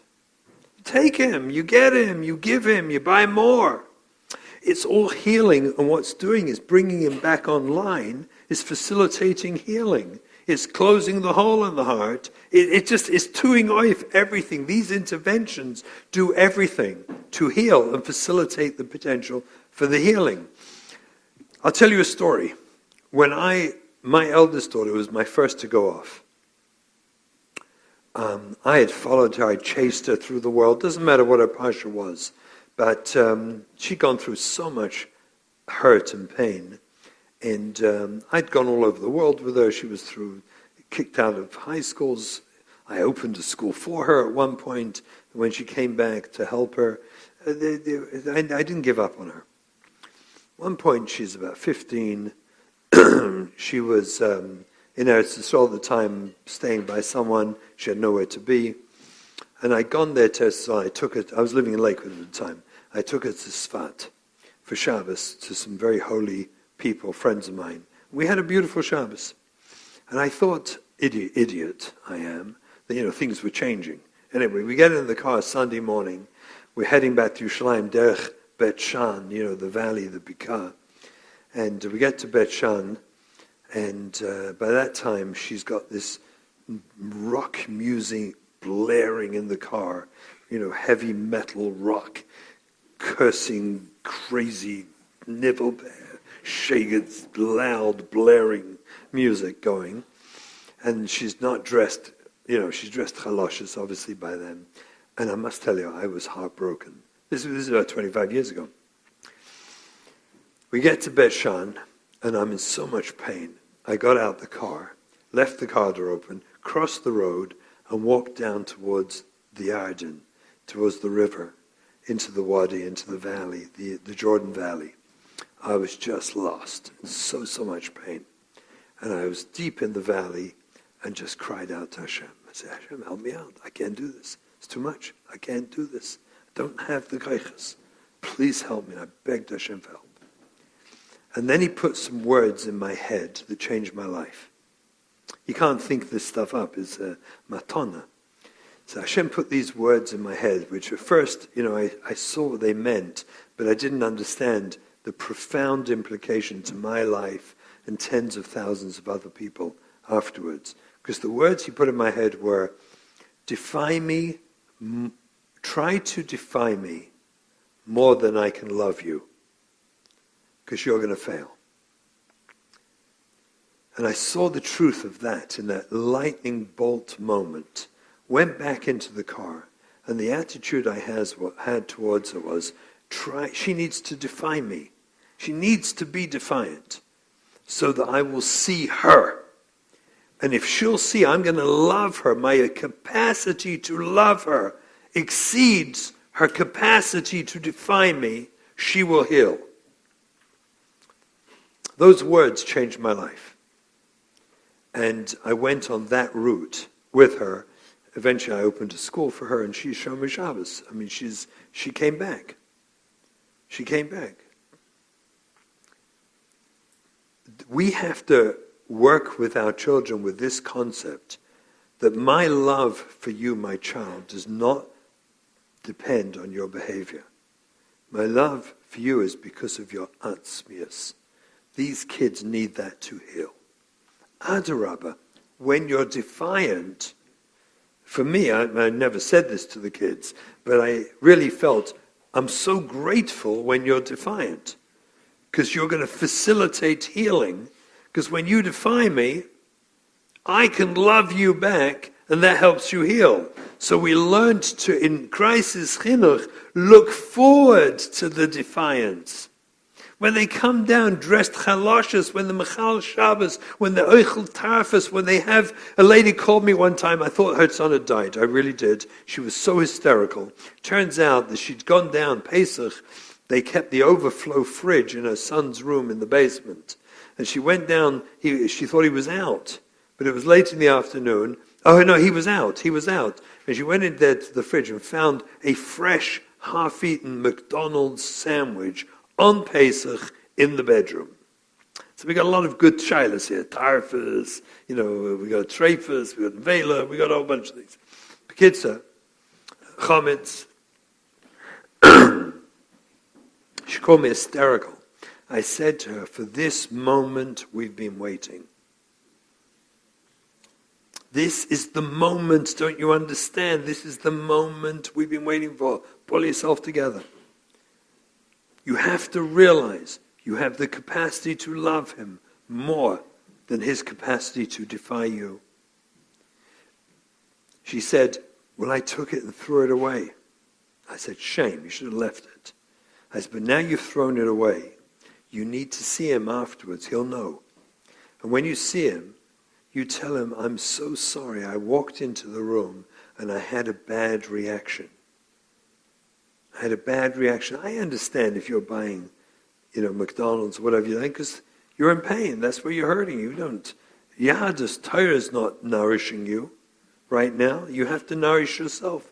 And I threw it away, and I'm so embarrassed of myself. I just want to apologize to you for throwing it away. So I got her to do it. She calls me back later, and she says her son came to her afterwards and said, Mommy, I'm so embarrassed that I ever got it in the first place. On Pesach, I shouldn't have got it. I mean, it's just like these things, you understand. We look for the moment of defiance because it's only when they defy us we have the chance to love them more than they defy, and therefore they can heal. That's crisis chinuch. So we don't get intimidated by the defiance. We exploit the defiance to heal them. Does that make sense? It's just perfect. This is cute. So I had a mother I was working with, trying to teach her about Avos Chinam. right? This is what we're doing, Avos Chinam. In other words, I love you because of what you are. So she sends me this picture, this text. She sent me with the words. Just covered I did the black line over his eyes. But she gave me permission to use this. This boy's from Boyd now, by the way. This is right after he went off. Dropped out of yeshiva. Next thing, she sends in this text, this picture of himself after he went to the barber. This is actually a haircut. This was a fancy haircut he got. This is like a positive in his life. So she sent me this thing. Look at him. So sad for me. This is just a classic. I asked her if I could use this. So I sent her back. Well, he's meant to send back to her. But Emma, that's when I need your love the most. Anyway, she sends, I agree, thanks for reminding me.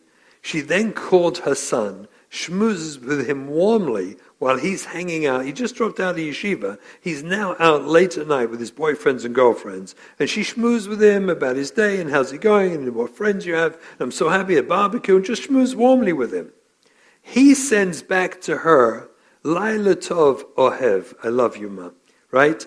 V'todah she'at mevina oti. Thank you for understanding me. That's what he sends back to. This is all instant. It's like crazy. It's the same night. To which she sends to me, I guess I did the right thing. And I told her, I guess you did, Baruch Hashem. That's what I sent her back. This is it. But Emma, that's when I need your love the most, is when they're struggling. Someone had sent me this cartoon. It actually was similar to this. But in this cartoon, this little boy is like acting out. He's causing problems. He's angry. He's in a bad mood. Right? Eventually, his mother grabs him and she takes him off to bed because he's so defiant and destructive.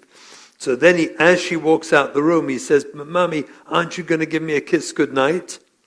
And she looks at him and says, to tell you the truth, Mike, when you act like that, I just don't feel like kissing you at all. To which he says, but Mum, that's when I need it most. That's when I need it most. When they act out. When they're crazy and act out, that's when they need our love the most. And that's the moment we wait for in Crisis Chinuch.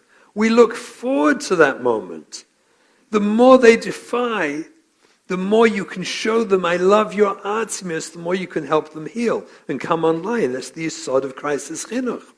So what's the parent's role? It's all about the relationship. It's not a guarantee. The opposite is a guarantee. The more you hack them and complain and fight them and mussar them and stelzu them and all that rubbish, the more you destroy them. And then it's a real sofit p'kuch nefesh. Kids die.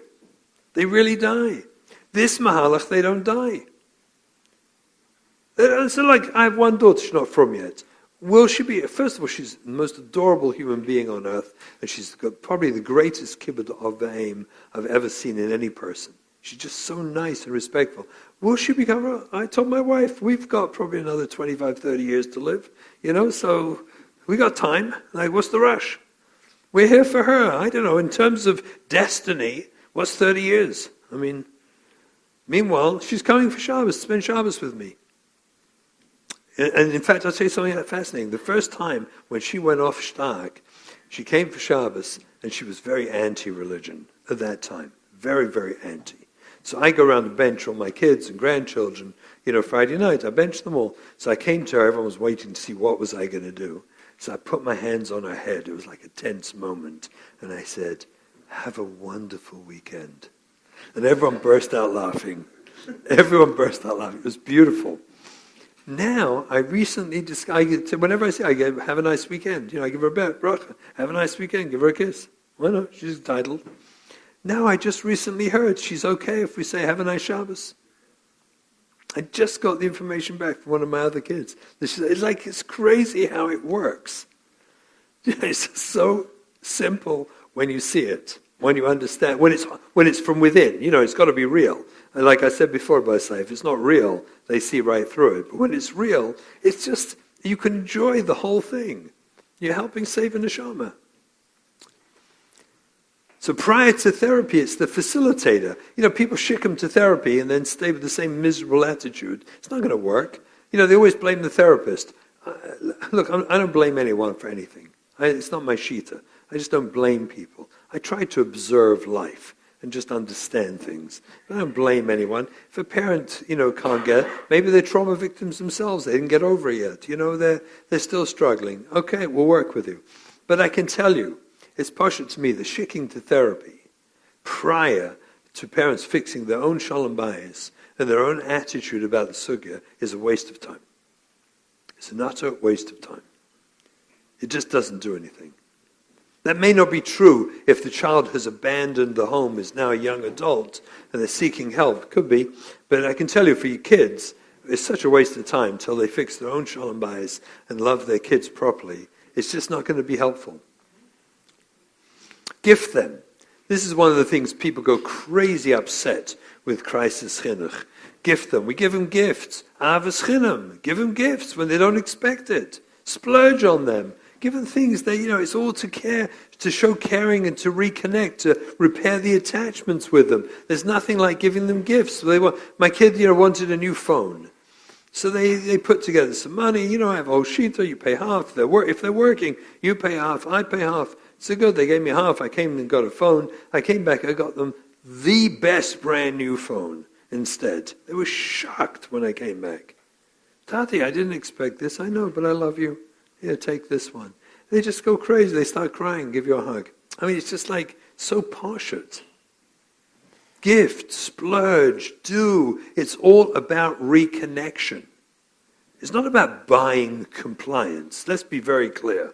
It's not about manipulating them to dress right because I'm, gifting you. Now I expect back. Parents complain all the time. I'm gifting, but I'm not getting anything back. Can I tell you, Rabbis? I tell them straight. If that's your attitude, you never once gave them a gift. Never once. You wasted all your money. Because every time you gave, you expected back, and they felt it. So it was a waste of time. Avos chinam. You gift them in a way that you do not expect anything back, and they feel that. I'm gifting you because I love you. That repairs, again, brings them back online. Do I have to go through it each time? I just want to make sure we all see the picture so clearly, because it's so poshut.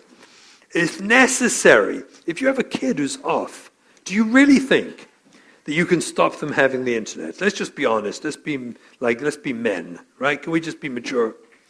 Do we all realize that idiotic fight over the smartphone is one that they always win, we always lose, and puts them into a Southfield pekuach nefesh? We are not approving of the internet. Do you understand? It's like, obviously, you've heard me talk about it. It's crazy. But I promise you this, all the research shows us that the battle with your kid over the internet is more damaging than them having the internet. It's just, we've got to come to terms with it. I'll tell you, overall, if I can make a comment about our communities at large, what I'm looking at historically, what I think we're all looking at, is that while we have to have tight shmira and proper tikonas and everything else to keep the internet away from kids, we are losing the battle with tikonas alone. Our rabbonim, our dayanim, our rebbes, our shivas have to be told this by the grassroots people. We are losing the battle with shmira alone. We need a combination of shmira and education. We need to educate our kids and talk to them openly. What is the problem? From a young age. By the time they hit puberty, they should be fully aware of what the dangers of the internet are. To think that we can shield them. So they say to me, but what about the 10%? We really could shield them. So the 10% are going to find out anyway, and they're not going to be nizak from this. You're making a mistake. But I can tell you that 80-90% are terribly nizak by shmira alone. We have to do the shmira, don't get me wrong. But we need a combination of education and conversation together with shmira. And our rabbonim and dayanim have to know this. They have to know this because we're losing the battle. We see it. We just see it. We're losing. We give them things against our values, movies, drugs. Like I said, I told you a story where we bought the drugs for the kid. But it tudoif, it was a plan. It wasn't just reckless, go buy drugs. Please, that's a crazy thing. There's no such anhaga as just go buy kids drugs. That's idiotic. There is a focused, intentional application in a circumstance where, yes, you might go and buy the kid the drugs because of what you can off with it. And it's thoughtful, it's planned. See, they have a word, enabling, in the drug world. You're enabling kids. You'll see this thrown around. Everyone you're an enabler. You're giving them drugs. You're an enabler. Right? They love this word. Let me just tell you about enabling for all the social workers here. Enabling is only enabling when you give something that you really don't want to give your kid, that's not good for them, like drugs or the internet, whatever it is. You're giving them something against your better judgment because you've been manipulated or guilted into giving it. That's enabling. We don't do that. I tell them, don't do that. Don't give it. We give the movies and the internet and the drugs because it's a way of repairing the attachment with our kids by tuning into their needs. It's thoughtful. It's intentional. It's applicational, where we oif a healing in the relationship with my child and bring them back online so we can have a rational conversation with them and heal them. That's not enabling. It's the opposite. But watch out for the people in the field who say, enabling, Russell's an enabler, they're all enablers. It's not true. Enabling is only when you're guilted or manipulated and the result of the intervention does not oif healing in the relationship between you and your child. Because if it's healing your relationship, then it's an intervention that's a good one and it's helpful. Does that make sense? Even with drugs and the internet. So we don't know. We're not a reckless group of people who just say, give, give, give, give. There are people who say that about us simply never sat through a training like this, I promise you. They just heard, they give them the internet. They're these Kesher Nafshi crazy people. Miller and Russell, they just give it. They never sat through a training once. So they don't realize it's intentional, focused, and it's the medicine in the pill. It's poison in the pill that we've made a deliberate choice to give a certain degree of poison in a certain way, in the right way, to oif healing. Ribono Shalom, what's so complicated about that? We accept their choices of boyfriends and girlfriends. This is crucial, especially when you realize 80% of them are sexual abuse victims. So they need these boyfriend-girlfriend relationships. They feel loved. They feel cared for. Our job, there was this clip they sent, Avi had it was from the first Kesher Nafshi conference. It went out in Eretz Yisrael. He put a Hebrew on the bottom. I became a celebrity in Israel last week, unfortunately, because they sent this clip out. But there was a clip where I was discussing with Ron Lev about, what to do with a boyfriend and a girlfriend, and he told me that I should tell, instead of breaking the relationship, which we knew we couldn't break, he told me, tell the parents that when the boy, their son, looks in their eyes, he should feel more love than when he looks in the little girl's eyes. It was just like Pashat. It was so Pashat by him. I asked him at the time, Hayim mutali lagid et ze berabim. He took my hand, he said, Mitzvah lagid et ze berabim. Mitzvah lagid. They called me up, by the way, you should know, after that clip. 2 Rabbanim in America called me screaming at me. I had no idea why they were screaming at me. And they were screaming at me that according to what I said, that I'm saying I gave the legitimate right to any boy whose parents don't love him enough, he should find a girlfriend. Yeah, that's what they said. This is the kind of rage you hear from people who never sat through a training, who don't understand crisis chinuch. They simply have no musag. You're a million light years ahead of them already. They have no clue what we're doing. They don't understand how and why this works, and is the only effective treatment for trauma for these poor traumatized kids who got traumatized in our community by us. We have to treat them, bring them back online. So their choices. Look, so we can limit it. We used to tell the kids, out of the house, we didn't say a word, not a word. In the house, when they were younger, it depends on the circumstance. These younger kids, you have to work the situation. But ideally, like I said with this woman who just called me, her daughter's coming, the boyfriend's coming for Shabbos, they're sleeping in separate rooms. What they do in the middle of the night is none of my business. I'm going to sleep. I'm going to sleep. Just go to sleep. Don't watch. It's none of your business. But meanwhile, you understand, we have to go out of our way as best we can to show them, I understand what you need. And that's different in every circumstance. As long as you're conveying the love, convey the love. Oh, address marriage. Listen, they're going to choose Ruba Deruba partners. Very often when they get older, they frequently marry to get out of the pasha, to try and straighten their lives out. And I often tell parents, I'll tell you this, I had this maisa with one of my daughters, where she was struggling, and she chose a boy, and we went to Esol to meet him, and he's like a nice boy, but I knew it was not shaykh. I didn't think he had the staying power to go, and I knew we would heal her. I didn't think where he was coming from, he'd ever heal. His parents were not in the parsha of healing at all. I told her, look, 50-50, you're going to get divorced. This marriage can't last. So she said, but I want to marry him. I said, no, so marry him, no problem. I'll make you a chasna. She says, what do you mean? You said it won't last. I said, I know. I'm mechuyev to give you my advice. I don't think it'll last. But if you want to marry him, you have a right. Shulchan Aruch gives you a right to marry anyone you want. And you're not over on kibbutz for him. So for sure more. Don't have to listen to me. She said, I don't? I said, no. I said, in my opinion, I think you're being foolish. But if you really believe it's going to work, number one, you might be right, I might be wrong. But I'll tell you this, I told her. If you listen to me and don't marry him, and your life is a wreck, you'll always blame me. You'll never blame yourself. If you do marry him, A, if it might work, and maybe I'm wrong, and B, if it fails, you'll blame yourself, not me. So for me, it's a win-win. $30,000 is good for me. I'll marry you. If you want to get married, marry. She thought about it. She tells me, yes, I want to marry him. Fine, I made a chasna. She had a baby, a boy, and she got divorced 18 months later. Just as I predicted. Baruch Hashem, we got the get immediately. It was incredible. He's actually my oldest grandson, this boy. She got remarried later on to a wonderful, wonderful, wonderful young man. And she looked at herself, not us.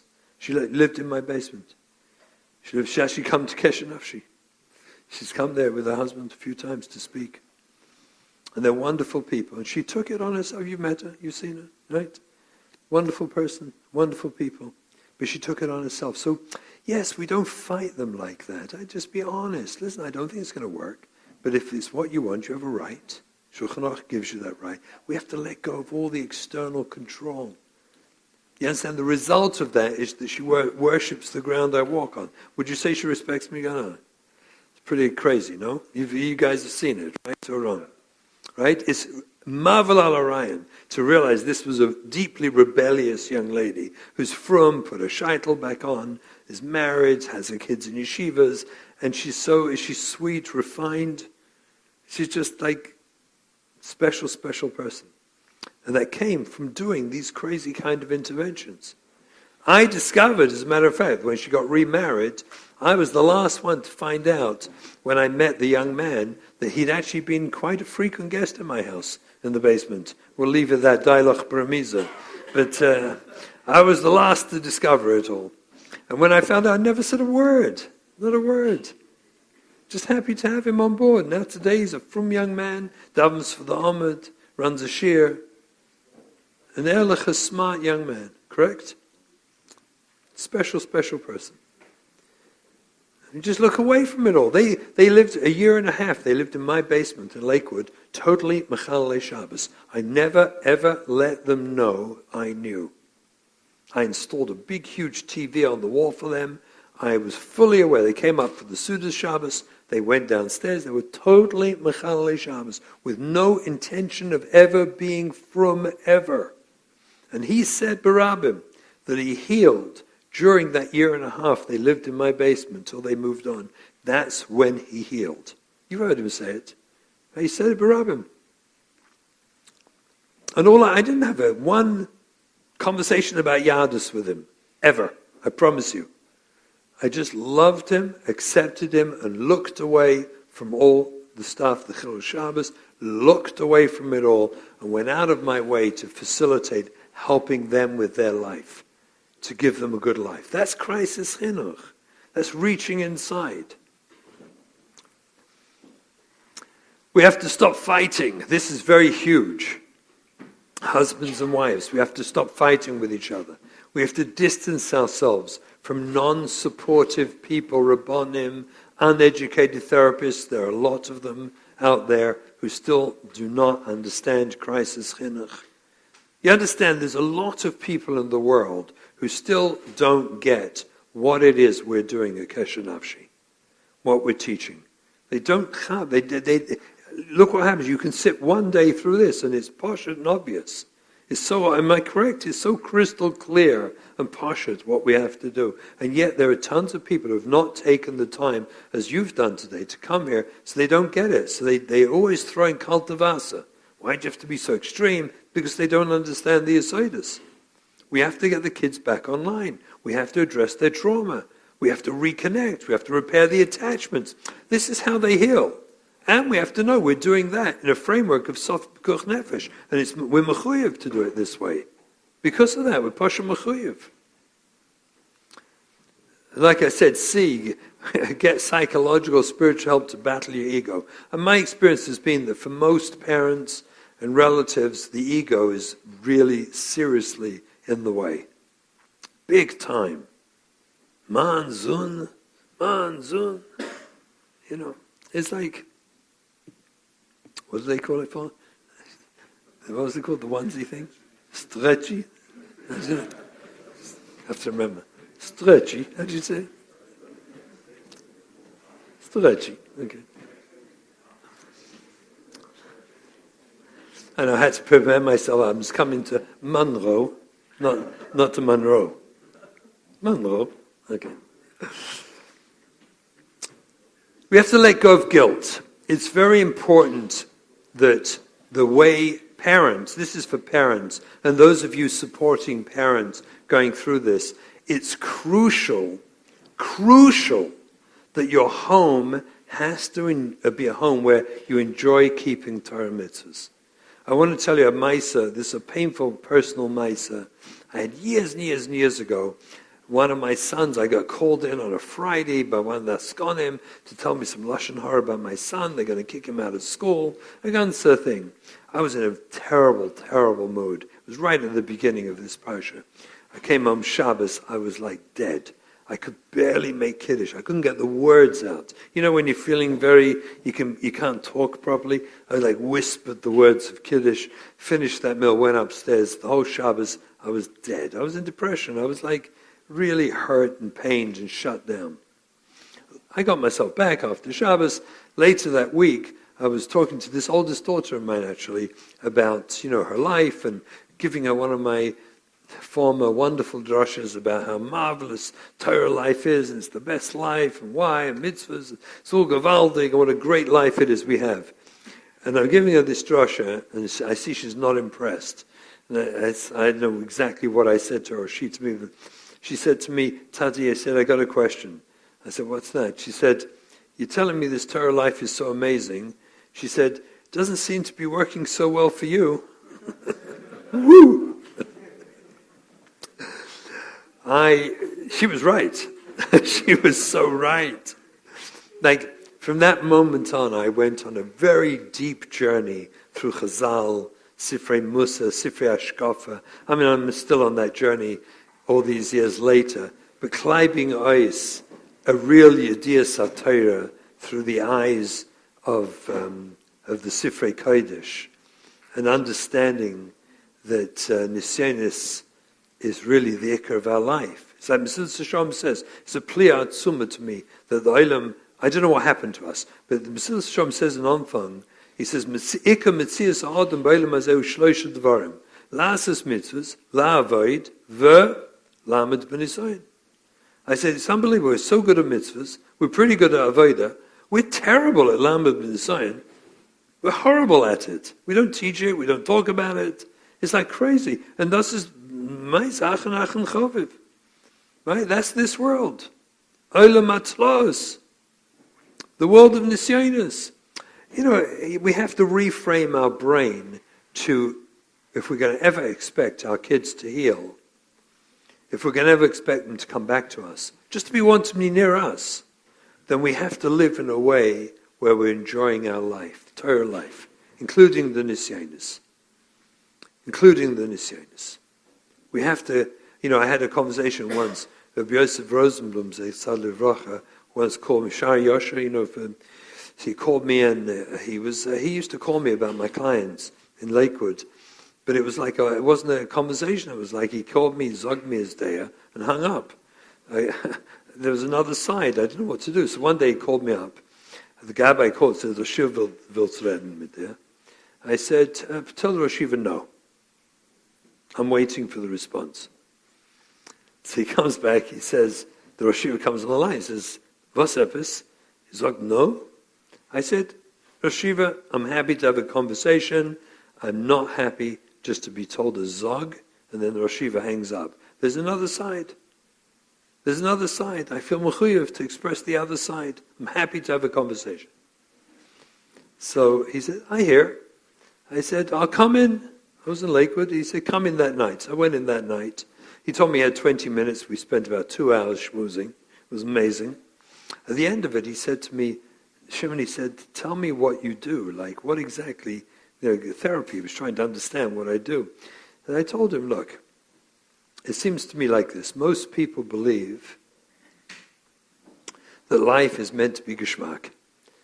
Right? You have a geschmack of Shabbos, geschmack of Yom Tov. You have a nice wife, a nice husband, beautiful kinderlich. You have a lot of nachas. You enjoy it. Torah is gewaldig. In between, we get difficult nisyanis. We're meant to deal with them maturely, rise to the occasion, work on the nisyanis, and go back to life. Afterwards, a little more elevated from the nisyanis. This is how most people look at life. He's nodding. I said, I think it's the exact opposite. I think that life is ständig nisyanis and more nisyanis and non-stop nisyanis. And it's the nisyanis of why we're here. We grow through the nisyanis. It's tachlis abriya. That's why they wish to put us here. And we have to get our heads straight that the nisyanis from the little tiny ones, when you look in your pocket like the Gemara in Tanis says, and you get the wrong coins, right? Kol misha oiver b'ayim yom lo yisurim kibbel olamai, says the Gemara. I said, nisyanis is our Metzias. It's our Metzias in this world. Elavos is shrek lechad. Who could do that every day? So guess what? The Eibishter gives you a nice wife, gives you a nice husband, a nice kinderlich, and a good Shabbos, and a Yontef, so you can replug, plug in your batteries from all that, charge yourself, so you can get back to the nisyanis and deal with them and grow from them. So Shiva got up, he came around, gave me a kiss. He told me it's gewaldig. He said, this is the emes. This is the emes. This sugya, parents have to get to this place, or they're not going to survive. You can't be yaitza with this sugya. When parents have a child like this, you have to engans and change your life and move yourself into this new place. It is so rewarding. It's so mind-bogglingly rewarding. It's the frischkeit in your own avodas Hashem is so staggering. It's so incredibly staggering. It takes you to a completely new place. That's the place we have to get to if we're hoping to heal our kids. That's a gift. That's an amazing gift Hashem gives us. But we have to model that for our children.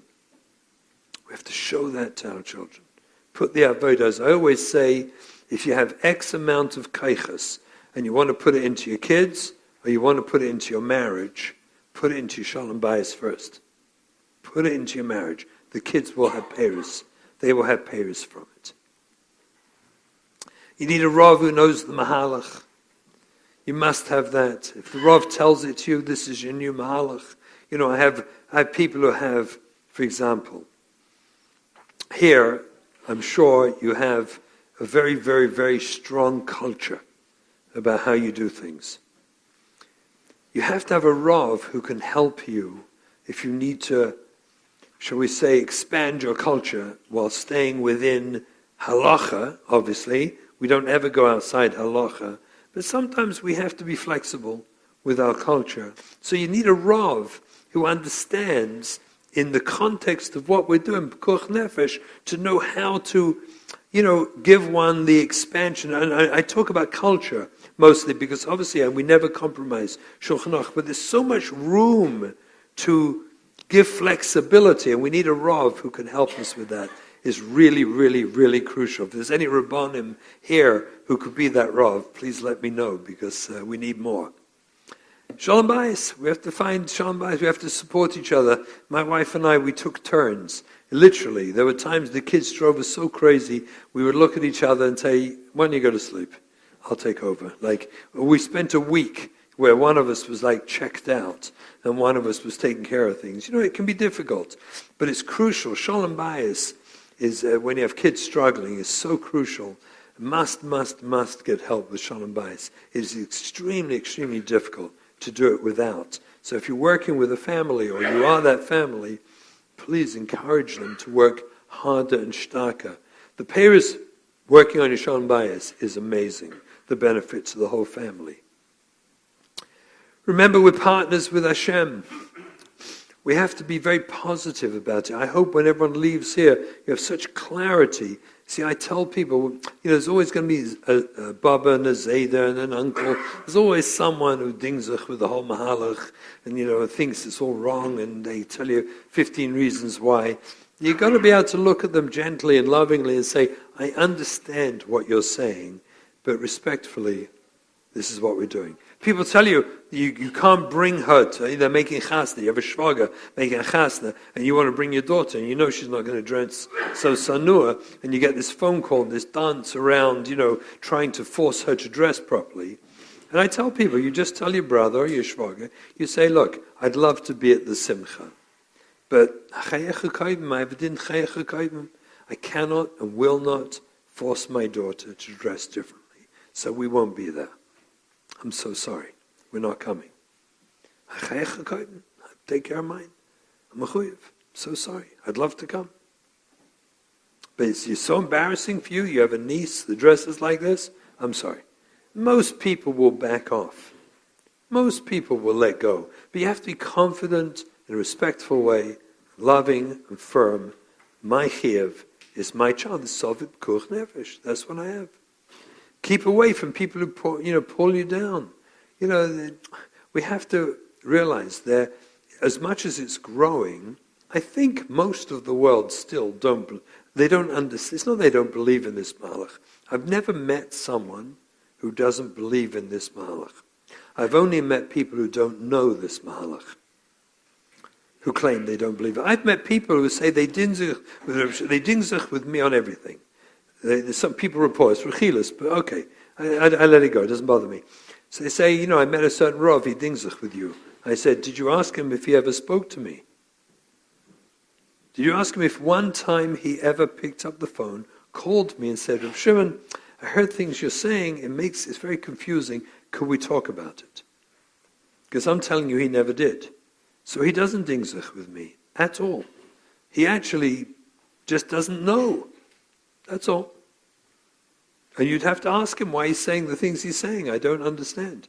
He doesn't know. I've never met anyone yet in my career who actually sat and worked through this sugya, got this kind of klorkeit in one day, who didn't agree. What else? What's the next best alternative? Show me one. There isn't one.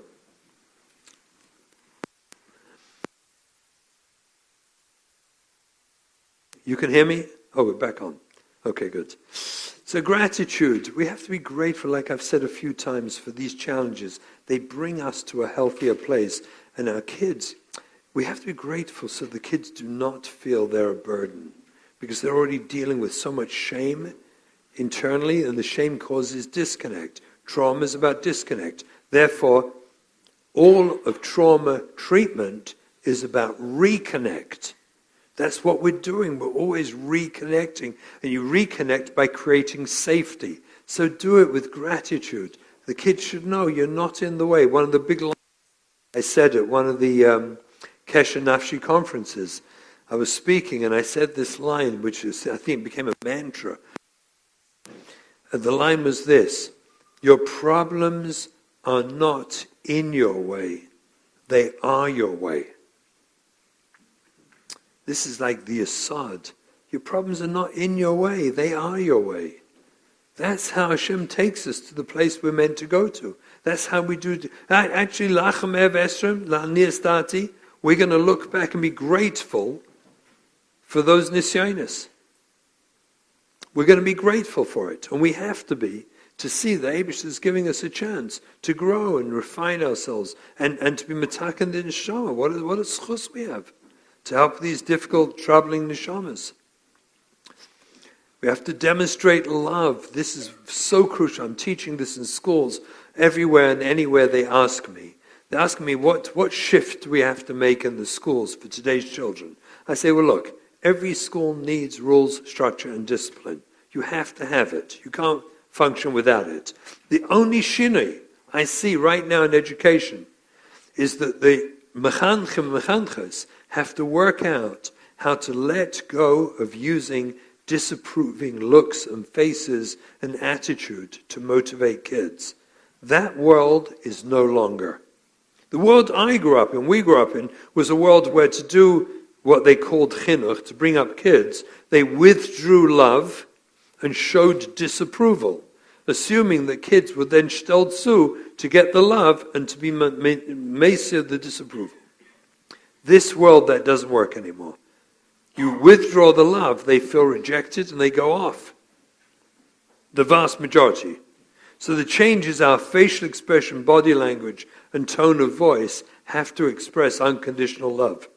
We have to show them that we really love and care about them, and that my interest is to help you. It's not about me. I'm here for you.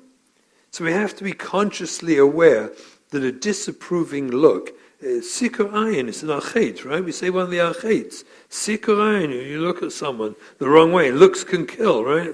It's something like that with your eyebrows, right? You look at someone. Right, no, I'm serious. We say achet on that.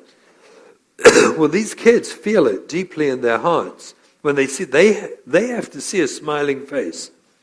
I recommend to the fathers, we have those little mirrors in the tefillin zekel. Right? So I'd say to them, you should carry one in your pocket at all times. So when you walk in the house, take a look first. If you're not smiling, go for a walk around the block. Don't go home. Don't walk into the house till you look and you say, oh, he looks nice. He looks happy. He looks happy. Then walk in. When you're around your struggling kids, don't ever be around them without a shmeichel. If you're tired, go back to bed or get out the back door, but don't see your kids. They're very super sensitive to this. We need to smile, be loving and happy, because that communicates to the kids, I accept you ba'asher hu sham, as you are. Which is really, by the way, mahu racham afatarachum, dov kaboi, which is the tachlis of kol haTorah kulai, is mahu racham afatarachum. What a wonderful way to practice it with our struggling kids. It's such a gift. It's crazy. What a gift. Siblings. Let me make a couple of comments about siblings. Everyone says to me, so yeah, Rabbi Shimon, so you can do this mahalach, and you show these leniencies, and you'll be selling your chametz, and who knows what, McDonald's sandwich downstairs. All the kids are going to want McDonald's sandwiches now. Again, it's people who didn't come to this course who say that. Because here's the reality about siblings. If you have other siblings in the family who are already struggling, then you're right. This approach with this kid will facilitate their problems to emerge earlier, quicker. You'll see them, and that's a good thing for you, because now you can heal it. If your other kids are not struggling, they will be mispoiled and misragish and grow and become future leaders of Klal Yisrael because they watched you do unconditional love and caring and save your child. The kids who are doing well do better by watching you. It's true, at times it's hard for them because they're embarrassed with their friends, so you have to give them chizuk and support, of course. They need that because it's hard for them sometimes. But they will not go off. No kid goes off because they see their brother or sister gets this. Therefore, I'm doing fine in school, I love being from, but let me just go off because I want to do marijuana.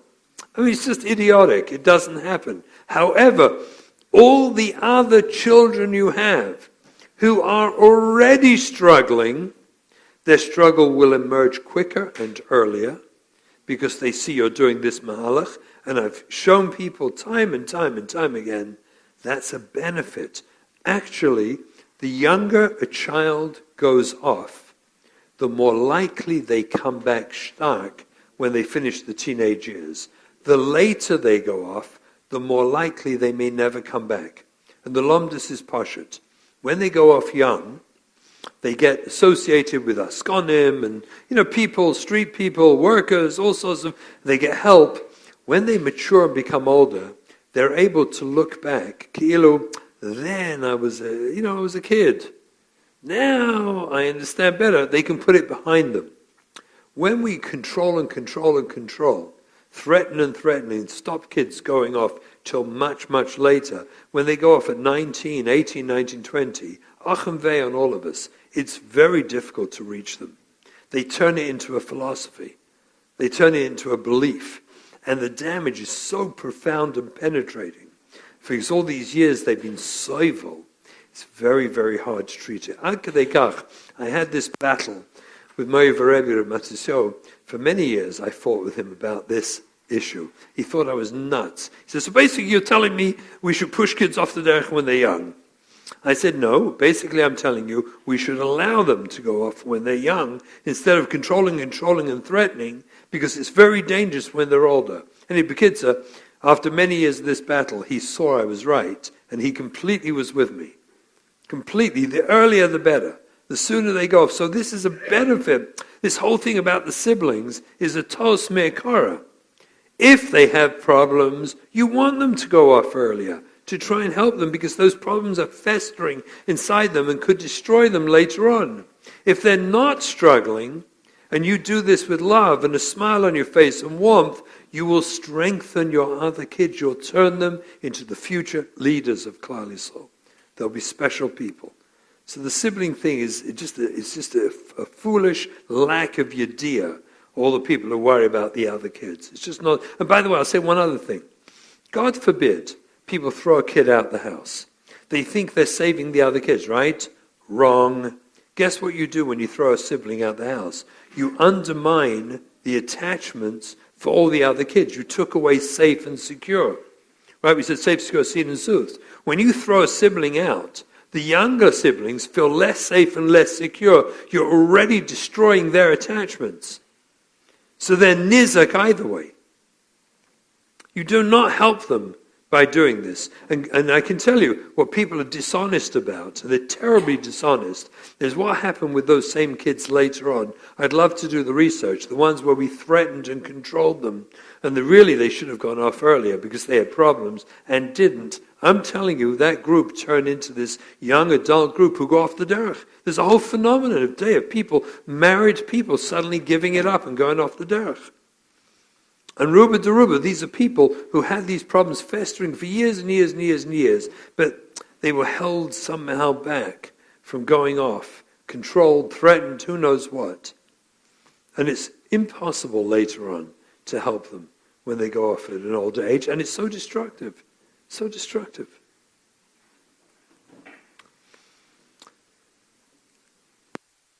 Okay, hello? Yeah, okay. Being in touch with your own emotional reaction. If you do have childhood trauma, you know you have childhood trauma, by the way. Everyone can know that you have childhood trauma. You know you have it if you're, generally speaking, a reasonable person, and you can be honest that you frequently hurt or control someone you love.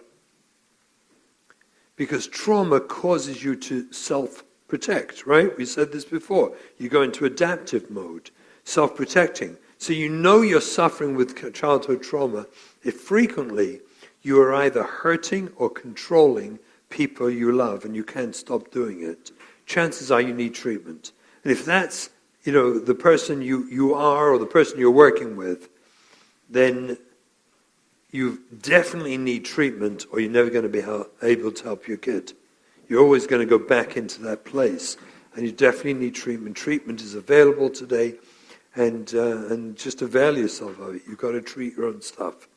And overall, just make sure, I hope that as I portrayed this, do you mind if I do something silly? But I just like to just do it, if you don't mind. This is the ending of this section. But to me, it feels that what we're doing with all this, what could look like liberal, anti-Torah, all that stuff, is by me 100% Shulchan Aruch. It is Torah's emes. It is saving lives. It's Pasha emes lamitosai. So could I just have a show of hands, everyone who agrees with me on that? Could you mind, if you agree with me on that principle, that what we're talking about here today is Torah's emes? Right? That's basically everybody, yes? Does anyone disagree? Okay, I'm looking at you if you disagree. I'm kidding. I want you to know it's rewarding to me to watch your reaction today. You're machazik me by this. Honestly, you're machazik me. Because as I said before, the only people I find in the world who disagree with this mahalach are people who didn't sit through the training, who just didn't get the education. To me, we're saving lives. And when we look at the statistics, we know this is real. This is genuine. People are dying. They're dying and they're lost to Yiddishkeit. And it's just so unnecessary when we follow this mahalach. This is what Christ's chinuch is. And I just really hope that everyone will have a chizuk and will take these ideas and take it out and do it and teach others. Teach others. Look at all the drashas online. They're all online. And be mechazik kidlach. Thank you. Shkoch.